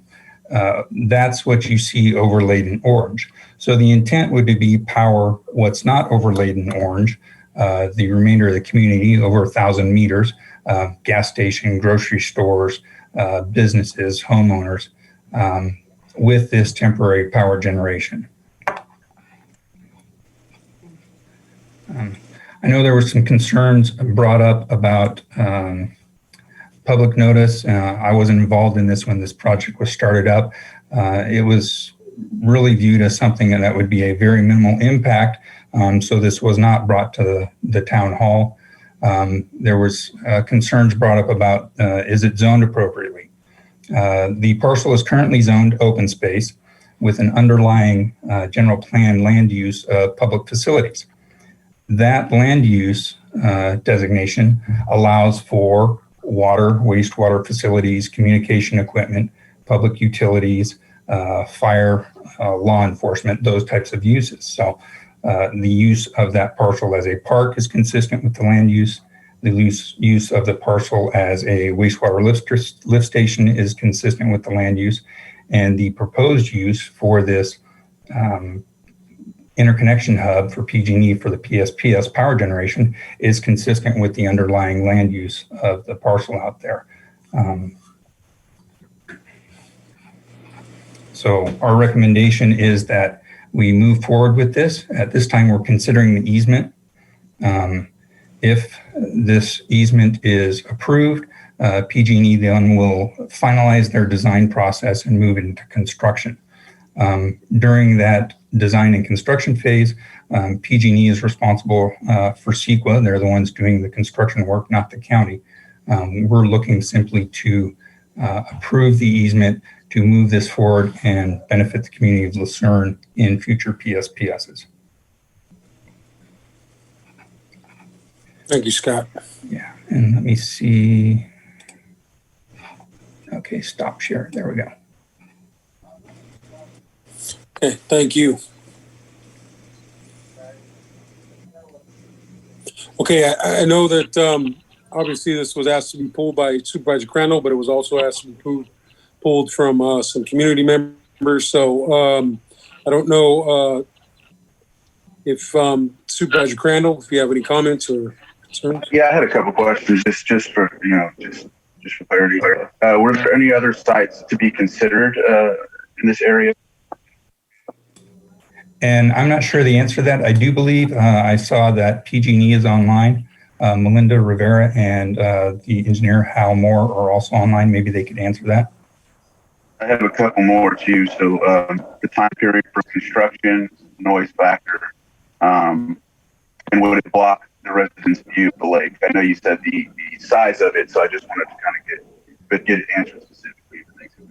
Okay. I can't speak to the time factor on construction. I expect they would like to move it forward through the spring and have it available for next summer. That would be my assumption of that. As for the noise, yes, there will be noise, from the generator running if it moves forward. However, if it doesn't move forward, you're looking at noise from the generator that special districts will have at the lift station there, as well as many generators throughout the community. One other item to note regarding noise is that the zoning ordinance has performance standards which limit the amount of noise and the times and durations and such. But emergency and intermittent events are exempt from those performance standards. So this is an emergency. This is emergency generation, power generation. They would be exempt from the performance standards in the zoning ordinance. So the noise would be during the time of a public safety shutoff. It wouldn't be throughout the whole year. Correct. Yeah. For the most part, throughout the whole year when there's no PSPS, the extent of what will be on the property are 2 utility poles and that transformer, which is 6 by 7 feet by 6.5 feet tall. Minimal impact, no noise generation at the site. I'm going to go ahead and ask, do we have anyone on the line from PG&E? Yeah, Hal Moore, I'm on. All right, Hal, how are you doing today? I'm doing well, thank you. Yourself? Good. So I don't know if you, there was a specific question, if there were any other sites that were looked at in the area. I know that, PG&E started to look in this area after some of the meetings we had with our PSPS committee and others where it was requested that we look for other spots around the lake that didn't have an opportunity, but, just kind of preference that of the conversation that, there wasn't anything when we started out with these things, PSPS committee, that was going to be all the way around the lake. And so PG&E obviously did the research, came up with some opportunities, and, I don't know if other sites were looked at in this area. I can offer that, as Scott said, and he showed the area that would be energized, and the issue is tier 1 versus tier 2. So we were only looking in the tier 1 area. There was another, and we need a piece of land that in rough estimates, 100 feet by 100 feet. There was only one other location in that entire tier 1 area, and that was up at the corner of Hotel Road and Country Club. But the distribution system up there would have required significant modifications to get the 2 megawatts of generation from that location to the rest of the town. At that point, we focused on the location at 16th and Highway 20 and started discussions with the county on the use of that one. Okay, thank you. Are there any more questions from the board at this time?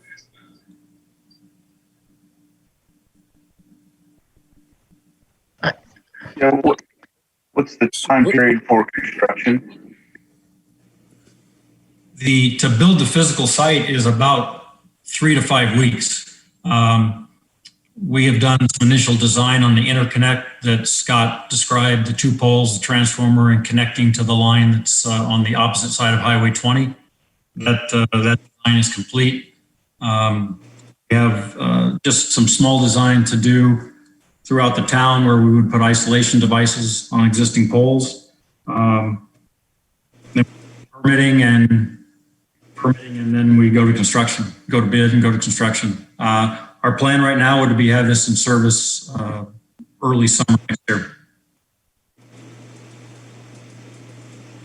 Thank you. As the process is on all the sites that we work on, the first key is securing a site. Once we get a site, then we can make a project and start the overall design and Okay, Supervisor Sabatier?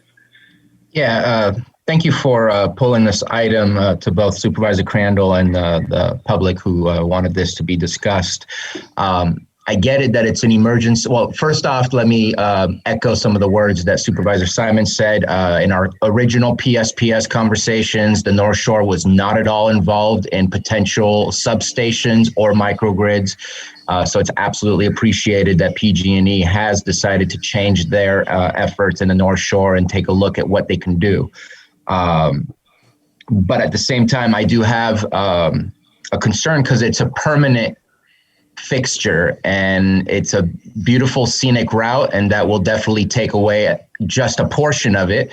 It's not a horrible all the way through scenic route situation.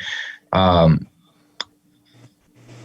I was looking at the tax defaulted properties, which could potentially also help in looking at what other properties might be available if that has not been looked at, because then there can be a deal made between PG&E and the county, or the county itself could purchase a piece of property and then lease that out to PG&E. Just putting that out there as another potential option. And I understand why the folks of Lucerne are concerned, because where it's located for the microgrid for the city of Clear Lake, it is very industrial looking, right in the area of the courthouse and Woodland Community College. But it's out of the way where not everybody sees it on an everyday basis when typically you see a beautiful scenic route. So just putting out there the other potential options of how to find different land, if that's still an availability for them to do so. And just appreciate the concerns from those at Lucerne and having this discussion.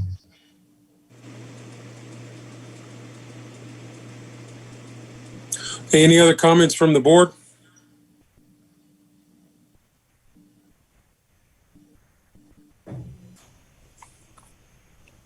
Okay, hearing no, go ahead, Supervisor Crandall. How long would that take if we were to look at other options? Would that push us out of a potential situation where we could have this project for next year, or is that something that's attainable? Just I don't know who that question is for, but I'm just asking. This is Hal again. I'll make one comment on that. As Scott indicated, we started our initial conversations with the county in late May, and we're in October right now. So if we start the process again, we can do the math. That pushes us out into March. So that does start jeopardizing early summer next year. Thank you, Hal. This is Jan Coppinger, Special Districts Administrator. I also wanted to just say, yes, we've been working on the language for this since May. It's been, a lot of back and forth. But the property has our lift station already. In a PSPS, it's going to have a generator from us there already. So we didn't see this as a huge change to that piece of property. It's already zoned for utilities. It seems almost perfect for it. And we know the hardship of a PSPS. Special Districts has 65 lift stations. We will never have enough generators. We'll never have enough staff. These guys scramble 24 hours a day keeping these lift stations going. And anywhere we can have generation, like we did in Lakeport, down in the Clear Lake area and over on the North Shore, to free up these lift stations because they have to operate during a power outage, as well as give people in the community a chance to go to grocery stores. Grocery stores aren't waste.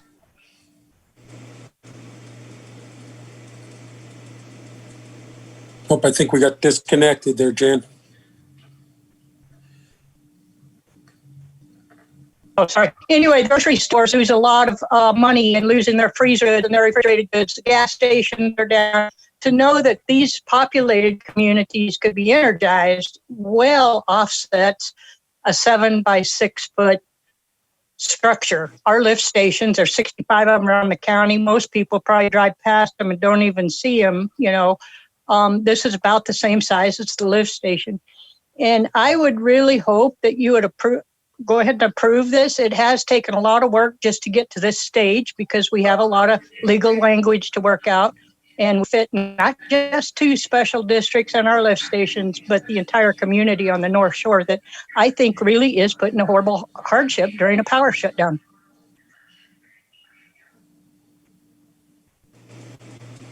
Okay, thank you, Jan. Supervisor Sabatier? Just to follow up to the question from Supervisor Crandall, if there was another location found, obviously we have the time frame, which I think would put us before the PSPS of potential PSPS for next year. But that would also provide power to the lift station. It doesn't need to be right next to the lift station to provide that power, correct? Correct. It does not. But the parcel is zoned perfectly. I mean, it almost seems ideal. And I know if you go find another private property, you're going to be right next to somebody's house. You're going to be, the North Shore is a corridor. It's kind of open and it's all a view area, if you ask me, the shoreline and all of that. So I don't know that we could find a better spot, but.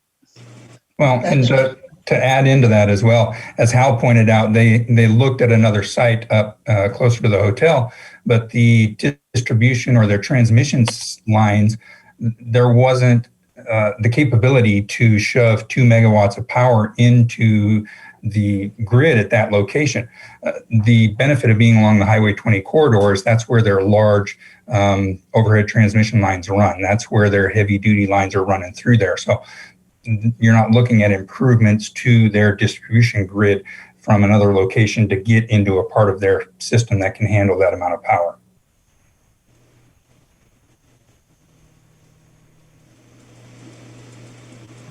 Okay, are there any more questions from the board?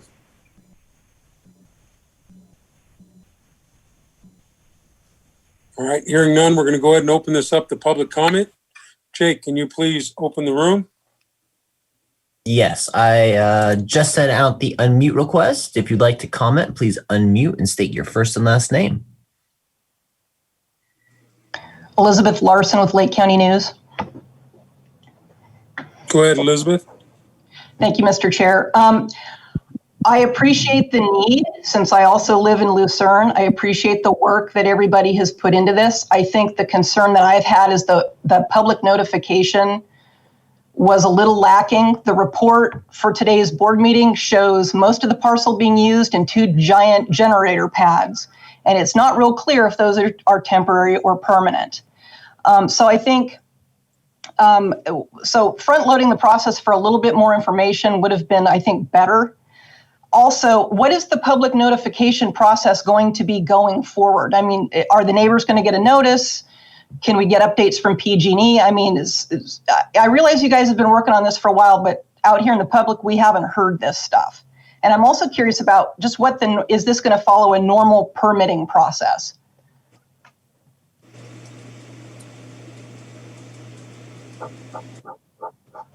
Not sure who wants to answer kind of those 3 questions. I'll try. Yes, it would follow the normal permitting process, and that will be PG&E's responsibility to take care of.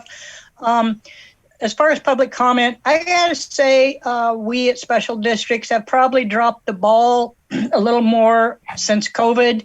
Public meetings are a little more difficult. I'm not real up to speed on hosting Zoom meetings, but I probably need to get up to speed. But and yeah, we'll make a better effort. One of the problems with communicating with the public when it comes to PG&E, and I don't mean any disrespect to PG&E, but it's also iffy. I hate to say we're going to have Lucerne powered up this summer. Our plan was to have this in place by this last PSPS. It didn't happen, but I'm glad I didn't announce that it would, because a lot of people may have not prepared well. Everything is so up in the air until it actually happens. It's real hard for us to make a statement to the public because I don't want to keep letting people down or misleading them. And that is one of the dilemmas that we just have to kind of walk around and tiptoe around. And I'm not faulting PG&E. A lot of this was on me. I didn't like the language. I worked with county council. You know, we did have a lot of back and forth. It took time. These things are not done just, you know, spur of the moment, but it does make it hard to keep the public informed when I'm not even sure what the outcome is going to be. So note is well taken, Elizabeth. We need better public outreach, and COVID's probably not going to go away for a while. So I think special districts are going to have to start using Zoom and reaching out to the public more like we used to. Thanks, Jan. I appreciate that. And I don't want in any way this to be taken as some sort of criticism of your personal ethics, because you've always been very upfront. I just think in this case, the community it probably would have been a little better just to know a little bit more. But having said that, how much of the site will the public retain for use? Will people still be able to access the beach? I mean, will they still be able to park there? If I could throw up Yes. those easement views again, those snapshots I took, that might, and then I can kind of walk through the explanation of Exhibit B, which is the prepared exhibit showing the parcel and the proposed easement areas, and help explain that. Yes, go ahead. Okay. Scott, while you're doing that, can I make one comment? One of the things on the PG&E side that we don't do, and again, this probably crosses up, Elizabeth, your question about outreach. Until we have a land agreement with a site, we don't talk about it in the community. One, because we don't want to get the hopes up of people that we're going to, we want to support the communities during PSPS, but we also don't want to get false hopes up. And so until we have land secured, we personally don't do any outreach as well. So not an excuse, just an explanation of how we conduct the business and why. Thank you. Okay. So as you can see, this is a snapshot from across the highway looking at the parcel in question. And on the left, there's the yellow area, which is about 22 feet, 24 feet. I can't remember. Let's see, L3 is 25 feet. So it's a little over 25 feet wide, and it's about 100 feet deep. It starts at the front corner of the fence there on the left far west of the parcel, down to the chain link fence on the edge of the parking area. The beach is beyond that, and it's still accessible through the gate in the fence, which is further towards the east. The green area is the area that they are proposing to, they'll bring in base rock and improve it so it's a nice parking area, but it is also an all-weather surface to roll in the portable generators during the time of generation. Let me pick up another photo here. So looking across the parcel now, those areas that we just highlighted are there off to the left. You can see, right? Can you see my mouse when I move my mouse around? Yes. Okay. Yep. So where my mouse pointer is where the gate to access the beach is. So that's where the steps going down to access the beach is. There's the two benches in there. I believe further towards the east, there's a picnic table. And then over here, towards the right of the parcel, is the sewer lift station, which measures about 27 by 28 feet fenced off and fully enclosed. So that's what we're looking at as far as impact on the parcel. Usability is going to remain usable. The whole parcel is going to remain open, as I indicated earlier, and PG&E said as well. They're not intending to fence around the transformer. So you're really not losing anything beyond just the immediate area of the transformer. Public can still use this area with the exception of during a PSPS, they'll roll in the generators and then put temporary fencing around to protect the facilities and protect the public. Okay, and just my final question. So is this a permanent easement? I mean, is there an envisioning at some point in the future where PG&E may not need to have this, and then would there be some sort of way for the easement to revert to the county if the equipment was removed? At this point, this is structured as a permanent easement. given whatever PG&E's future plans may be. I can't answer that other than I know that they've indicated that they foresee PSPS as being a reality for the next 10 years. As such, it's likely that this equipment and this easement will be needed at least for those 10 years. Okay, thank you. And even after the public safety power shutdowns are over and no longer needed, there are times when during wildfires and other events, big wind events, that we may lose power, and this still could be used to fire up that grid and keep the community of Lucerne in power. Thank you. Okay, is there any other public comment at this point? Questions? Item 5.3.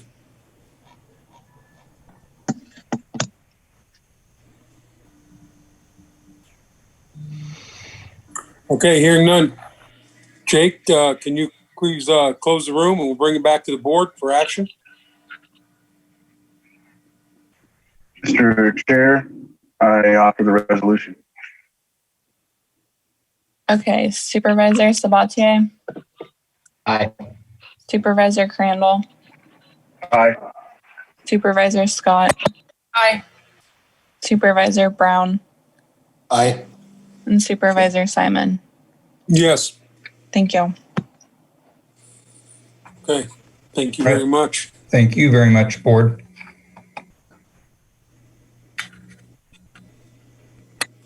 Okay, we're going to move to our 6.5 item. It's our 10 a.m. item, it's October 6, 2020, continuance of a hearing on an account and proposed assessment for the property 12942 2nd Street, Clear Lake Oaks, California.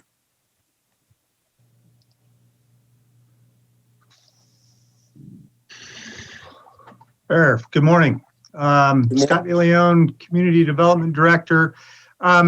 First of all, if you've seen my email or the memo that we submitted for this, I owe you, the board, an apology. We've been trying to work with the contractor to get the numbers that you requested at the previous hearing. And unfortunately, we just didn't have everything from the contractor in time to get it posted on the agenda. And we're actually respectfully requesting postponement to the next available meeting. And again, I apologize for this. I was hoping we'd be ready to go for you with the numbers, and between staff being busy, wrapping up our cannabis season and the contractor in his schedule, we just have not been able to perform. So I'm hopeful that you'll consider a continuance to the next available meeting. I guess I would be asking Johanna and Carol, looking at, would that be the 17th? Yes, it would. And Johanna, can you suggest a time for the 17th? Yeah, one moment.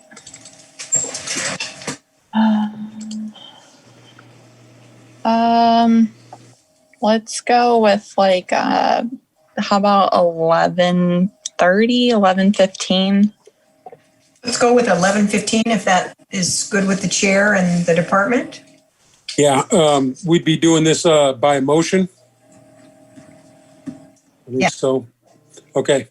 All right, thank you. We'll go ahead and entertain at this point to just get the feeling of the board. The request is to continue this to the 17th. So it looks like we've got a consensus on that. So if there's no more discussion from the board, we'll go ahead and open it up for public comment. And public comment on this item would be towards the continuance of the item to the 17th. So we're going to go ahead and open it up. Jake, could you please open up the room? Yes, I've sent out an unmute request to the floor. If you'd like to make a comment, please unmute and state your first and last name.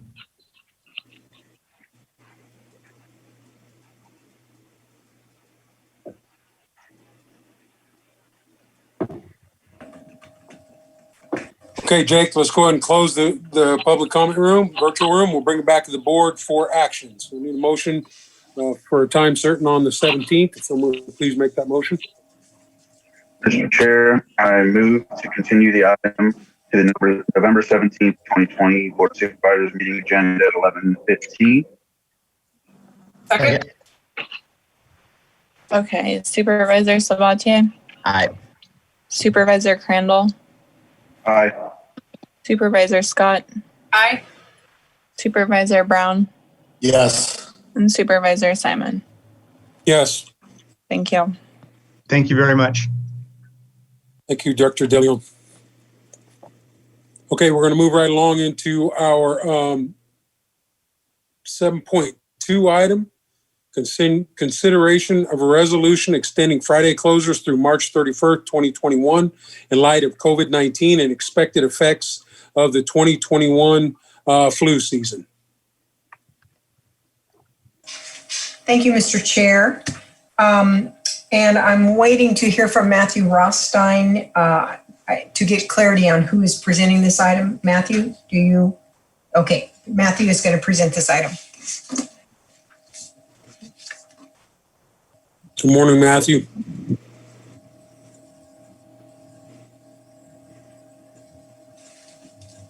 It looks like, has Matthew dropped? Good morning. Can you hear me? There he is. Yes, now we can hear you, Matthew. Okay, this is Matthew Rothstein. I'm sorry, I'm unable to start my video, but I'll present the item.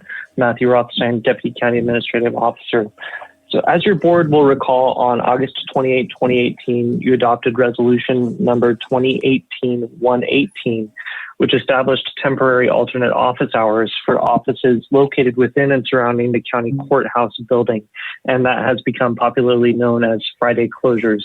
As your board is aware, staff have been working diligently behind the scenes on Fridays, but the offices have generally been closed to the public on Fridays. So on August 4, your board adopted a resolution extending Friday closures through December 31 of this year. And however, there has been, some discussion of late as to whether there may be an intent to move away from Friday closures in light of some of the salary adjustments that were made as a result of the classification and compensation study.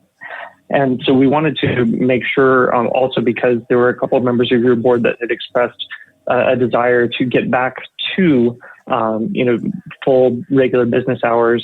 We wanted to make sure that your board had an opportunity to discuss this where there was still time ahead of December 31 if a change would be necessary in your board's consensus opinion. But in the meantime, we did meet with department heads last week. And as you know, they've expressed all along that there have been many benefits to being closed to the public on Fridays, from the standpoint of being able to host staff meetings, from their ability to do trainings and accommodate some of the flexibility and alternative work schedules that have been needed to support continuity of operations during the COVID pandemic, for example.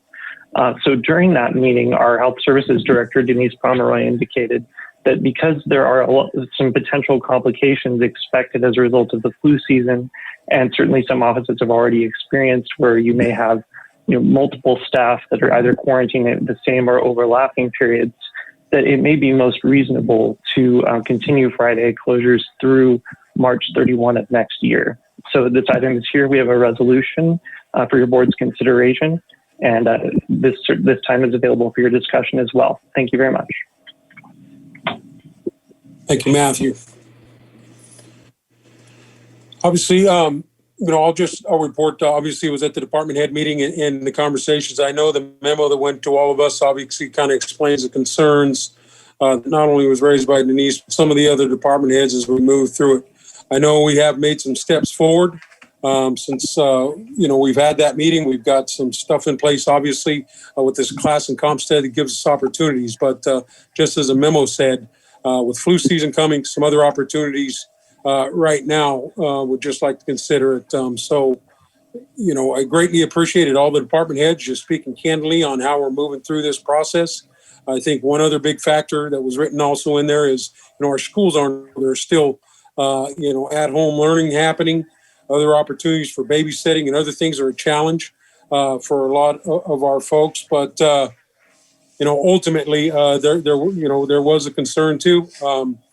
Just as our department heads always do, they say, we'll do what the board wants us to do, but those opportunities, I think we should listen to, the requests or at least the concerns, have the general conversation and move forward from there. But I just, want to thank everyone that participated in the department head meeting that just spoke candidly on how we're going to move forward through this flu season, the rest of this pandemic, to talk about the Friday closures being until March. So thank you very much. Questions or comments from the board? Supervisor Sabatier? So last time we discussed this, I was in favor of looking at ways to be open on Fridays. Except, again, I had mentioned that that's 20% of the days that we should be open to the public that is now taken away from the public, and our job is to serve the public, which doesn't quite fit for what we should be doing. I understand that some of the hardships, but what gets me a little bit is the hardships change over time as far as why we started this in the first place versus why we're continuing today. I am willing to, like last time, compromise where we start with a skeletal crew, at least somebody that can meet the public and maybe take the paperwork from them or provide them some information versus the entirety of the department available to the public. I just think that we need to look for ways to be open. Just seems like the right thing to do. And I'll be honest, I don't like the Monday through Fridays when school happens. Friday's not going to change anything. The excuses being made for why we can't don't quite make logical sense. We're only talking about Friday, not Monday through Thursday as well. This is an issue that we just have to deal with, and I don't know when we will reopen if we allow ourselves to make more excuses rather than try to resolve the original ones. And also, it says that we approved this on December 4th, 2018. I didn't realize it was August 28th, 2018, but it says December 4th, 2018, it was reapproved. I couldn't find it on December 4th, so that part in the whereas is not correct.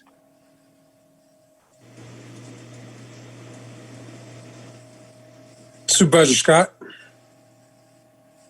I would really like to see us open 5 days a week also, but I know the reason why we went to the 4-day being open and closed on Friday is we were waiting for our comp and retention study. We were waiting to make sure that we had retention in our staff and that the training was done. I think we're heading in that right direction. We finally put these things into play, but it's not going to be instantaneous that, everything's going to work. So I think we need to give it some time and really shoot for that March opening date and saying, okay, this is it. We originally, this is why we were closed on Friday. We hopefully have solved these issues, and we need to aim to open at the end of March. But I think we need a little bit more time than the 2 months that we have left. Thank you, Supervisor Scott. I think Supervisor Sabatier was looking for a clarification, Matthew, on the dates. Yeah, I don't have them off the top of my head, but I know the memo had a collection of those, if not in this memo, in one of the previous ones. So we can get that and make sure that it's right in the final version that the chair's authorized to sign. Okay. Any other comments from board members at this point? Yes, I had just a quick question. Is there any specific reason why it has to be March 31st? Could it be sooner, like maybe February or January 31st or February 29th or 28th? Mr. Chair, it can be any date your board wishes.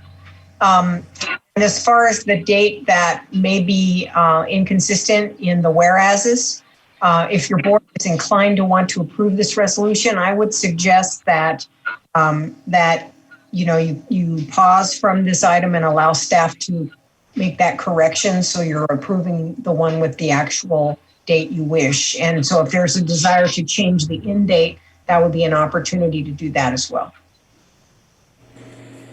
Supervisor Sabatier? And I forgot that there was something in here. I just wanted to read real quick. It says All county offices, and I'm skipping some parts, shall be open to the public for the transaction of business continuously from 8 a.m. until 5 p.m. every day except Fridays, Saturdays, Sundays, and holidays. For weeks that include one Monday or midweek holiday, designated offices shall be open to the public the other 4 weekdays. And I know that in this agenda item in the past, we've talked oftentimes about the assessor's office. I believe maybe some of us, I know I did, received a letter from the assessor's office because of the letters that had been sent out on new construction or permits. And so I contacted the assessor's office, and the message says, we are never open on Fridays. And so that needs to match to say what we actually are saying, which in this one says, we have a Monday holiday, such as next week, that they will be open on Friday and available. And we need to make sure that that's what our departments are doing, because that's what we're signing off on. And I don't know about the other departments, but I think those messages should make sure and reflect that as well. All right, thank you for that information. Thank you, Supervisor Sabatier. So, yes, go ahead, Matthew.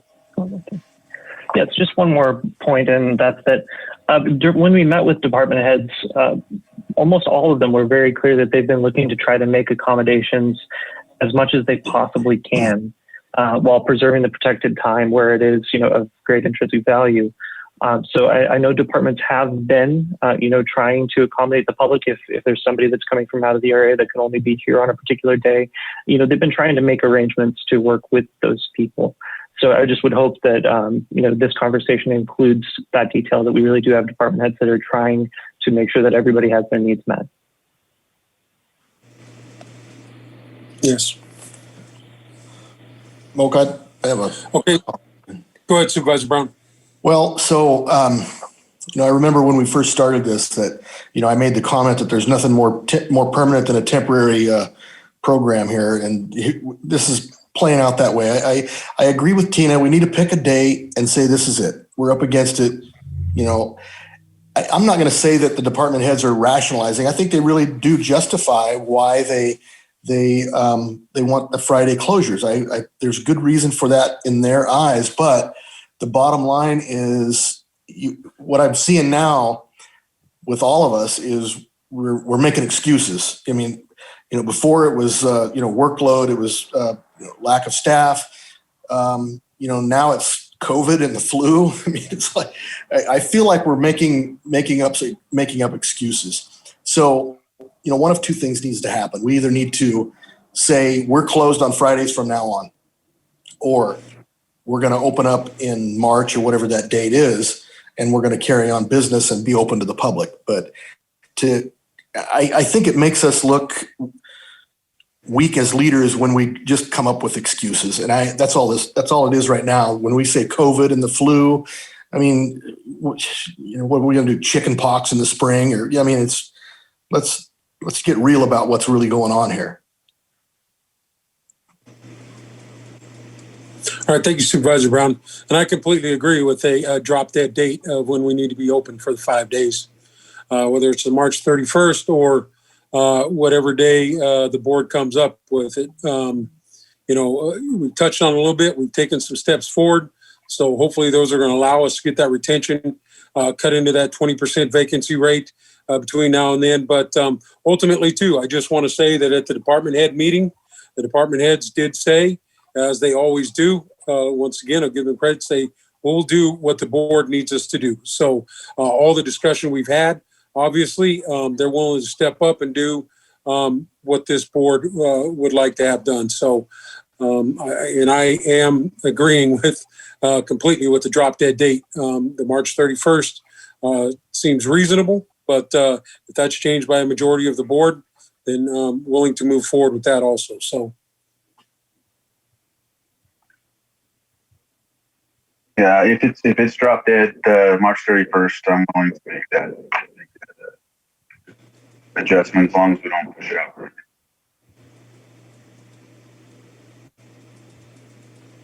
All right, any more discussion from the board at this time?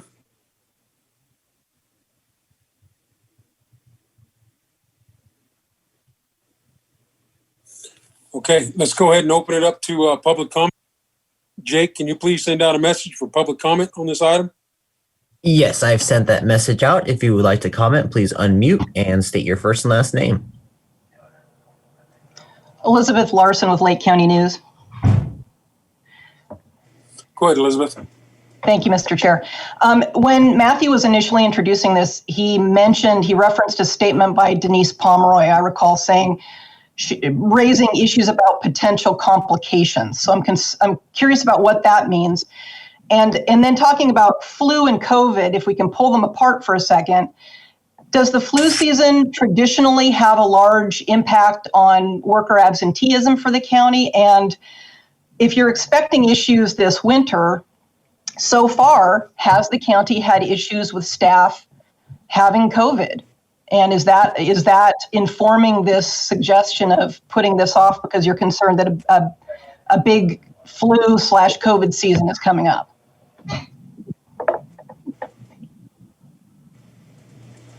I don't know if we have Denise or Matthew, you want to expand on that conversation. I know in, Dr. Pace's report, we talked about at this point, the flu season has not hit Lake County at this point. I know there's been a lot of preemptive stuff that is done, but obviously I'm not the health department, and I just can go off of what was reported earlier today by Dr. Pace about the flu season. So, Mr. Chair, the county has certainly had situations where employees have had exposure to COVID. That has already occurred, absolutely.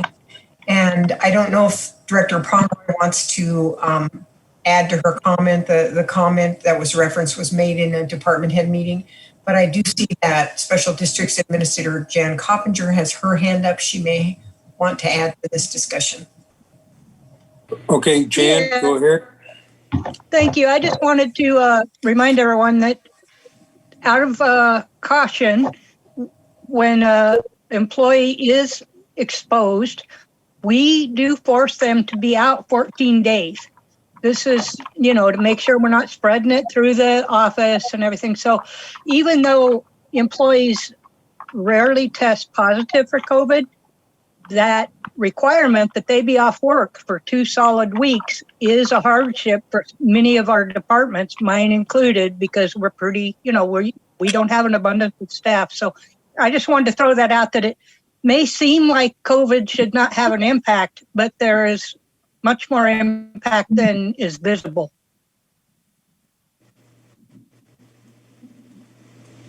Okay. Thanks. Supervisor Sabatier. Thank you, Elizabeth.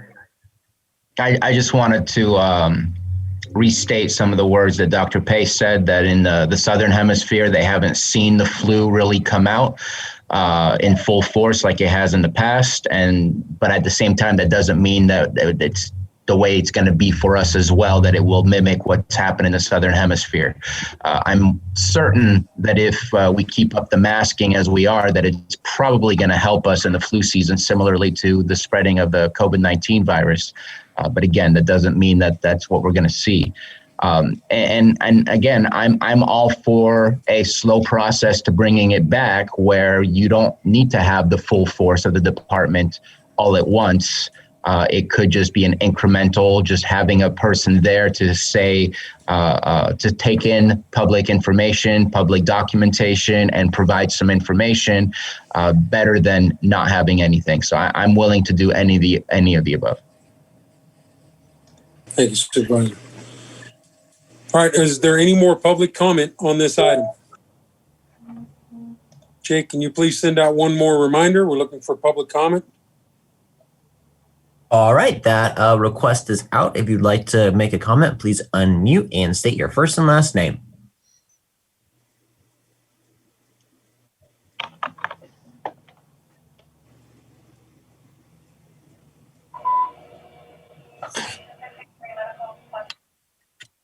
Okay, Jake, let's go ahead and close the virtual room or bring it back to the board for discussion or action.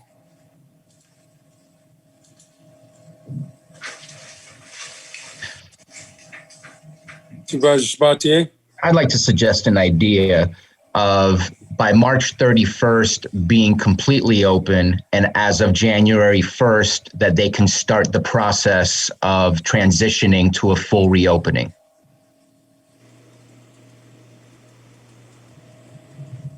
And I think we did the same thing with COVID-19, where we did kind of a soft open and then a hard open when we came back into the offices. And can the supervisor be more specific as to what your expectation would be January 31st? We'd need to be able to make sure department heads understood. At the very least, somebody at the window being able to communicate with someone.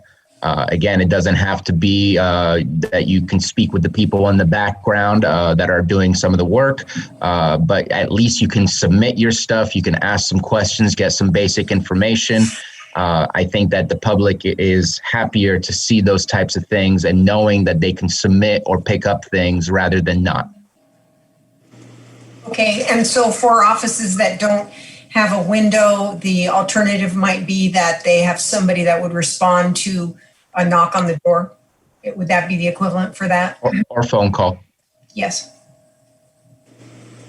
And so we can, this item is not absolutely urgent. We can redraft the resolution with those considerations in mind and have it back on your agenda for the 17th. That might be the best thing to do at this point, since it's going to require a little more thought to come up with the language to support that. But that's certainly doable if there's a consensus of the board wanting that. Yeah, that's what I was going to ask for. Obviously, it's a recommendation by Supervisor Sabatier. Do we have three folks that would like to move in that direction or stay with the ordinance as presented? I would agree with Supervisor Sabatier. I would too. Okay. Okay, then we'll make those changes and have it back on your agenda for the 17th. Thank you for the discussion. All right. Thank you. Okay, we're going to move through, we're going to move to our 7.3 item, report from the County Space Use Committee regarding extending the use of the Juvenile Hall facility for a temporary support shelter targeting Lake County's chronically homeless population through March 31st, 2021. Thank you, Mr. Chair. This item is real simple. It's just a very brief report from the County Space Use Committee. At the request of Behavioral Health Director Todd Metcalf, the committee met with him to discuss the continued need for use of Juvenile Hall by the Elijah House nonprofit that is providing temporary homeless services there. Based on Director Metcalf's request, the committee is extending its support of that temporary use for a total period of 9 months. And so it would run through March 31, 2021 at this time. Okay. This is a report only. There's no action.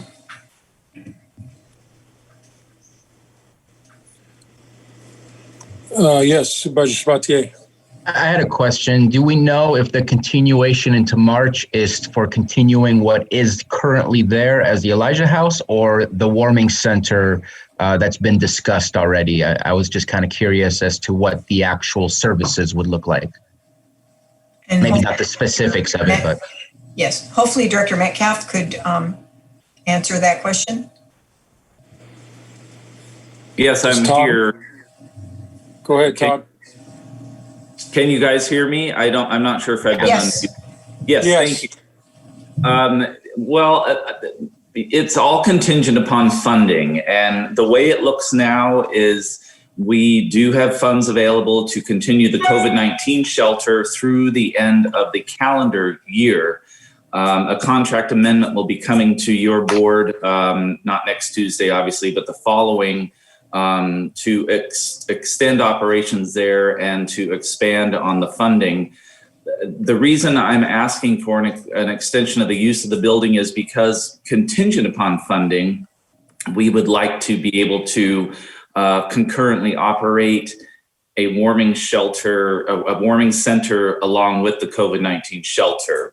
Dr. Pace is on board with it. He's already given us his blessing that we could operate those two facilities there concurrently.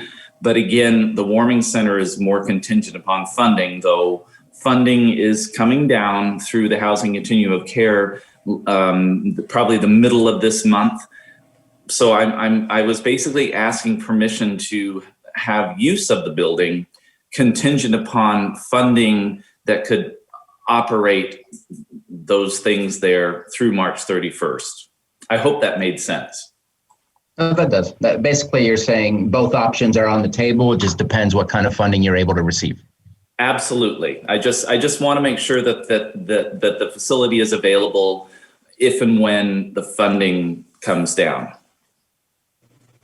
And just to add to that, those two different facilities would be kept separate. So there would be no intermingling of the guests from Elijah House and the warming center. That was one of the stipulations with Dr. Pace. So that's something that they're looking at trying to do. Yes, thank you for that clarification, Supervisor Scott. Go ahead, Supervisor Sabatier. So I have a question just to be upfront about it because I believe it's going to be spoken about during our public comment. This is all of the Elijah House activities and services are being done using the either home key or Project Room Key or other COVID-19 funds that have gone through the county and not directly from the state to Elijah House, correct? Sort of, Supervisor Spatier. We have not received any Room Key or Project Home Key funds for these operations. These are funds that came through the Housing Continuum of Care. They are homeless, I'm going to get it wrong, homeless something assistance prevention funds that funneled through the Housing Continuum of Care that the state gave us permission to use in a different way to support COVID-19 homeless shelter operations. Okay, I believe it's HSIP if I remember that acronym, but whatever. HHAP. Oh, gotcha. Housing Assistance Program. There, I got it. Gotcha. And so since it is coming from the state, whether it's going through the county or COC, there's a reporting measure at the end to be submitted back to the state on how the funds were utilized? Yes, correct. Okay, no, that's thank you very much. Okay, any more questions from the board?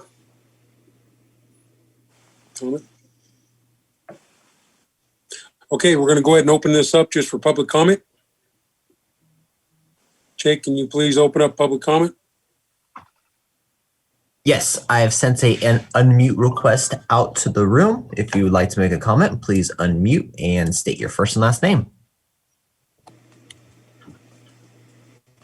Hi, this is Elizabeth with Lake County News. Go ahead, Elizabeth. Thank you, Mr. Chair. So this is just the report from the Space Committee, correct? This is not a final approval of continuing Elijah House's operations there? Is that a separate thing at a future date? Yes. Okay, because we've received some questions about the operations of the facility, and that's probably, I guess, at that future time is when that needs to be raised. Okay. Yeah, I think that would be appropriate in that other conversation. So, thank you, Elizabeth. Thank you. Any more public comment on item 7.3?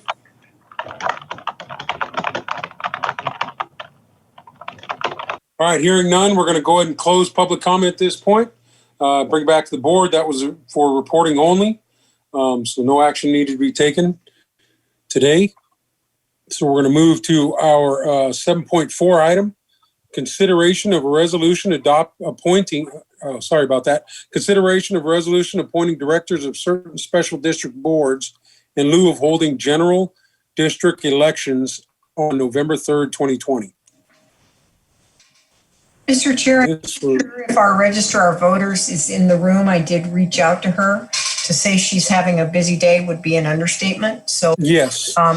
So let's give her a minute. Then we'll go to item 7.5, consideration of advisory board appointment for the mental health board. This was put on by the clerk of the board. It looks like we have one application. Julie Colfax for the Mental Health Board. Any questions or comments from the supervisors?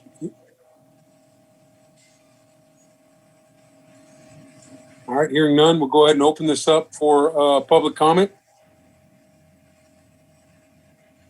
We are on item 7.5, consideration of advisory appointment to the Mental Health Board. Jake, can you open the room? Yes, I've sent an unmute request out to the floor. If you'd like to make a comment, please unmute and state your first and last name.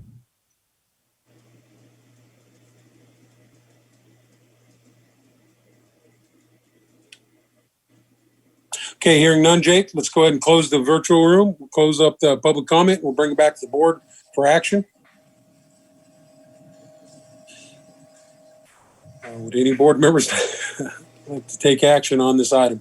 And she's in Rob's district or Supervisor Brown's district.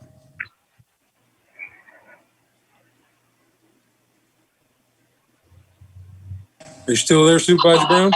Yeah, I didn't realize that I had to make the motion just because she lived here. No. She lives in Lake. So I moved to accept her appointment. Second. Okay, Supervisor Sabatier, Aye. Supervisor Crandall, Aye. Supervisor Scott, Supervisor Brown, Yes. and Supervisor Simon. Yes. Thank you. Okay, let's go to, yes, We go ahead. did just Carol. have an individual join by telephone, and so I wanted, I believe it is our Registrar of Voters, Maria Valadez, is here for item 7.4 now. Okay, well, I know she's very busy with everything she's doing. I want to thank her for all her hard work and all the volunteers and everyone working today. So we're on item 7.4, consideration of a resolution appointing directors of certain special district boards in lieu of holding a general district election on November 3rd, 2020. Go ahead, Maria. Can you hear me? Yes. Hello. Hi. Good morning.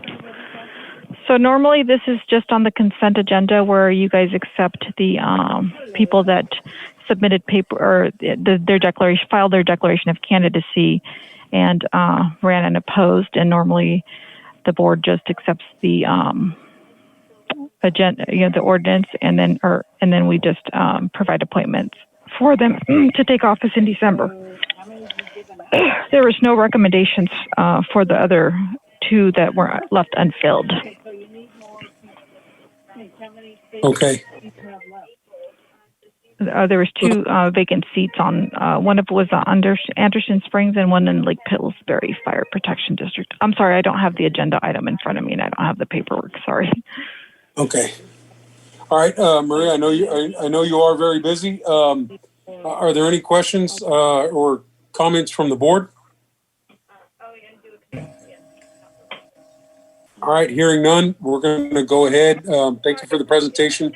Maria, we're going to go ahead and open this up to public comment.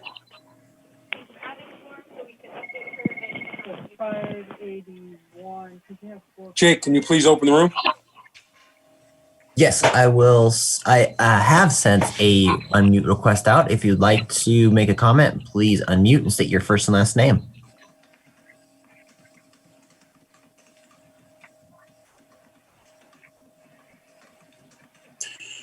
Okay, Jake, go ahead and close the public comment virtual room. We're going to go ahead and bring it back to the board for action. Mr. Chair, I offer the resolution. Okay, Supervisor Sabatier, Aye. Supervisor Crandall, Aye. Supervisor Scott, Supervisor Brown, Supervisor Brown. Yeah, trying to hit the unmute button. Yeah. Okay, Yep. thanks. And then Supervisor Simon. Yes. Thanks.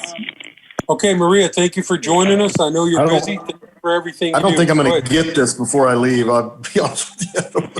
I don't think I'm ever going to get the hang of this. I'm sorry. Thank you. No, it's okay. Thank you, Maria. She said, Yeah. Yeah, you should be sorry for my incompetence. Thank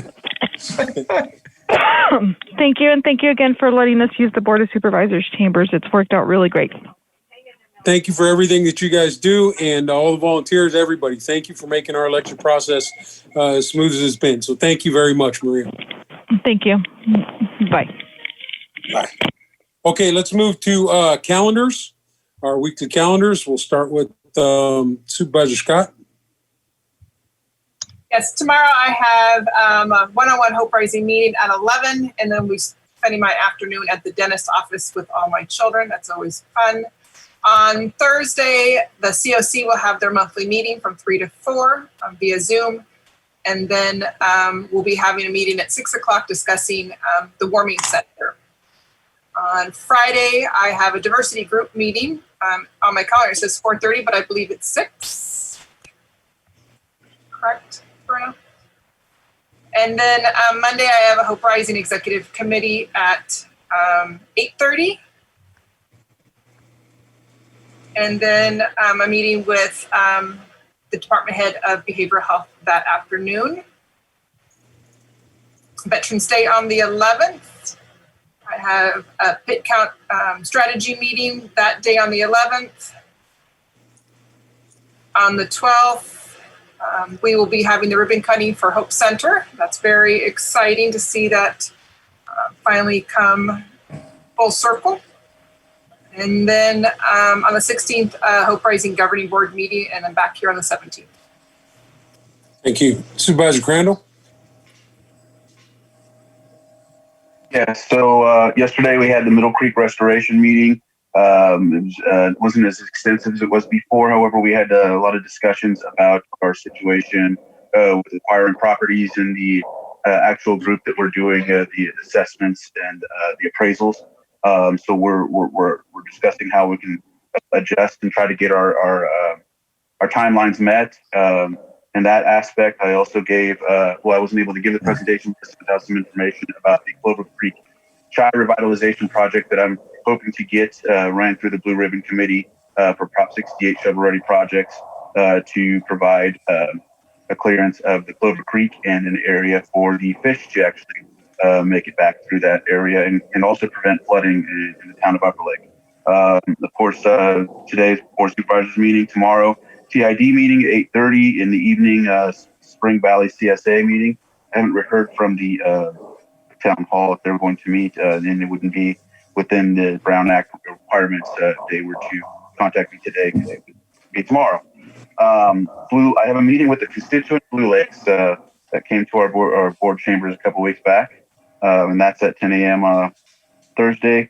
AB 626 follow up with Supervisor Sabatier and the health department on Thursday as well.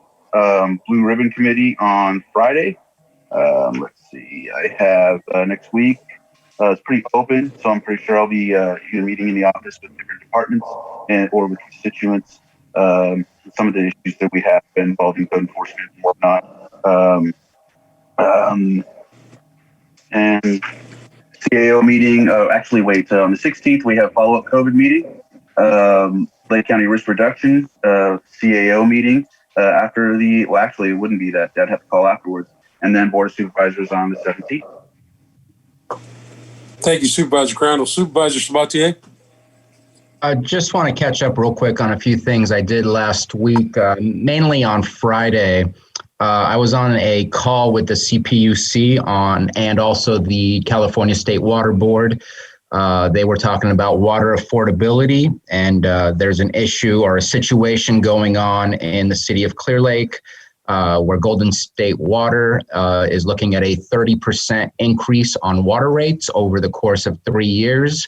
I believe the first year will be in 2022 with about 21%, then about 4%, and then another 5%, something of that kind. And so I was on there to discuss the issue of such a large increase for such a basic human need in a unfortunately poverty-stricken area. And so trying to make those changes. And I think this would be interesting for Supervisor Crandall to know that the CPUC, who also controls the water company in Lucerne or provides guidelines and oversight for the I believe it's Cal Water up in Lucerne, they are going to be reviewing their rate fee structures based on poverty and other factors, and not just looking at the cost of actually providing that water. It's unfortunate because those companies are private, and private companies do not have to have the same level of access to grants. Therefore, the users and consumers of that service have to pay for each and every upgrade that's being done. Vastly different when it comes to public water. Then I also met with CAL FIRE and Bureau of Land Management out on the east side behind the landfill of Clear Lake to discuss control burns in the area. Looks like we might have some leeway to get some things done by next year, which is looking at a 400-foot fire break on two sides of an area that we're looking at behind the avenues, behind the Chapman track. And the following year, 2022, being the furthest away of when it is that we can go ahead and do the control burn. Of course, we wanted the control burn to happen next year if possible, but it doesn't look like the NEPA stuff will get completed. And they're looking at potentially 2,200 acres of BLM land out there to burn. So that would be a real good way to make sure that the people of Clear Lake, especially the avenues, are kept safe. Then we had a good meeting yesterday with the Middle Creek Restoration Project. As we know, last week we approved the second property to be purchased. We're looking to continue that. We are going through a little bit of struggles, but we'll bring that back to the board soon and see how it is that we can make sure that we meet our goal that by 2023, we've purchased all 52 properties that are left over. Tomorrow, we have a LTA APC meeting at 9 a.m. I do have a conflict and I have to take this call. Again, it's a specific private call this time with the CPUC rather than a conference call to again discuss the issues of the Golden State Water rate increase and seeing what we can do to reduce that. The following day on Thursday, I'm going to start the day off with an EOC call. Later on, a CARES Act ad hoc committee to take a look at how the CARES Act funds are being utilized. I'm excited to hear how many people have submitted for the business grants so far. Last I checked, if everybody got the full amount, it looked like there was already $1 million that was being asked for. And so I'm sure that's gone up since the last time that I spoke with the EDC. So I'm excited about that. Later on that afternoon, just like Supervisor Crandall said, we'll be discussing with environmental health and public health about AB 626 and hope to bring that to the board soon. CSAT call to stay up to date on what the state is doing when it comes to COVID-19. Clear Lake City Council meeting will happen that evening as well. Looks like Friday right now is pretty wide open.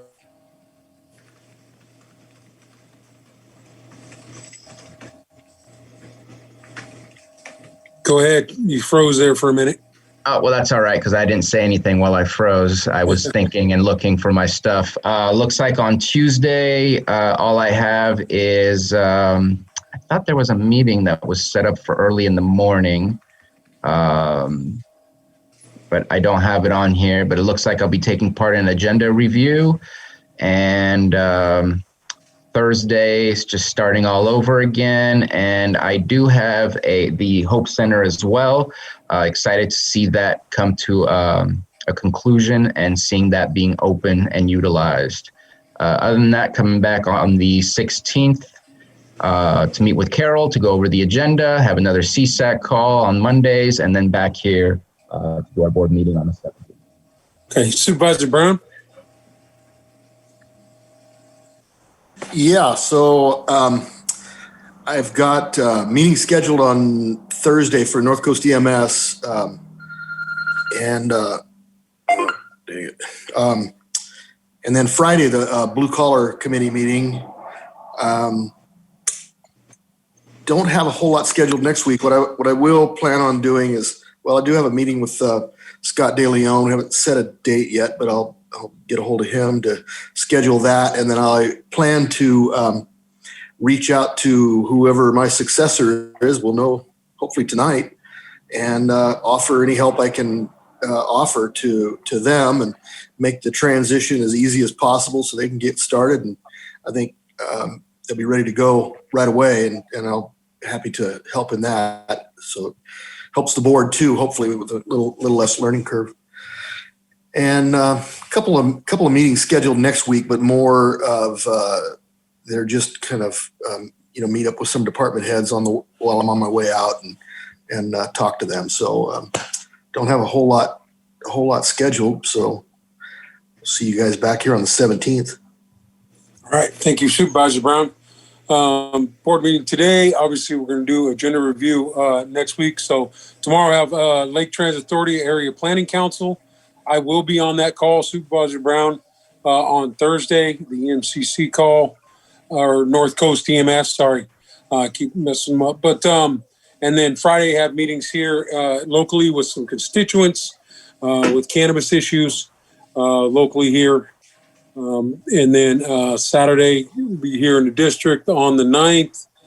On the 9th, have some more meetings here locally. I'm going to go out and tour a couple of the businesses that are in process of being built here. One of the big projects out by in Valley. And then Tuesday the 10th, have agenda review.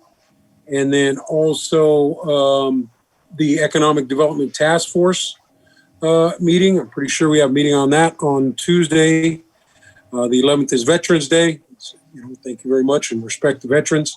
On the 12th, have potentially hold the date for a Board of Supervisors meeting, but also have later in the afternoon, the State Board of Fire Services. 13th and 14th and 15th, don't have anything on the calendar at this point. 16th, have follow up with the Recovery Work Group meeting, and then also the Risk Reduction Authority meeting. The third Monday. And so that's my calendar. I want to thank everybody for everything. And once again, I just want to thank our Register of Voters. I want to thank the board for voting to let them use our offices so that people can get their voice heard. And please remember to get out and vote today. It's very important. Please vote. So please pass that message along. Other than that, that concludes our agenda items for today. And thank you very much, everyone. Go ahead and adjourn our November 3rd, 2020 meeting.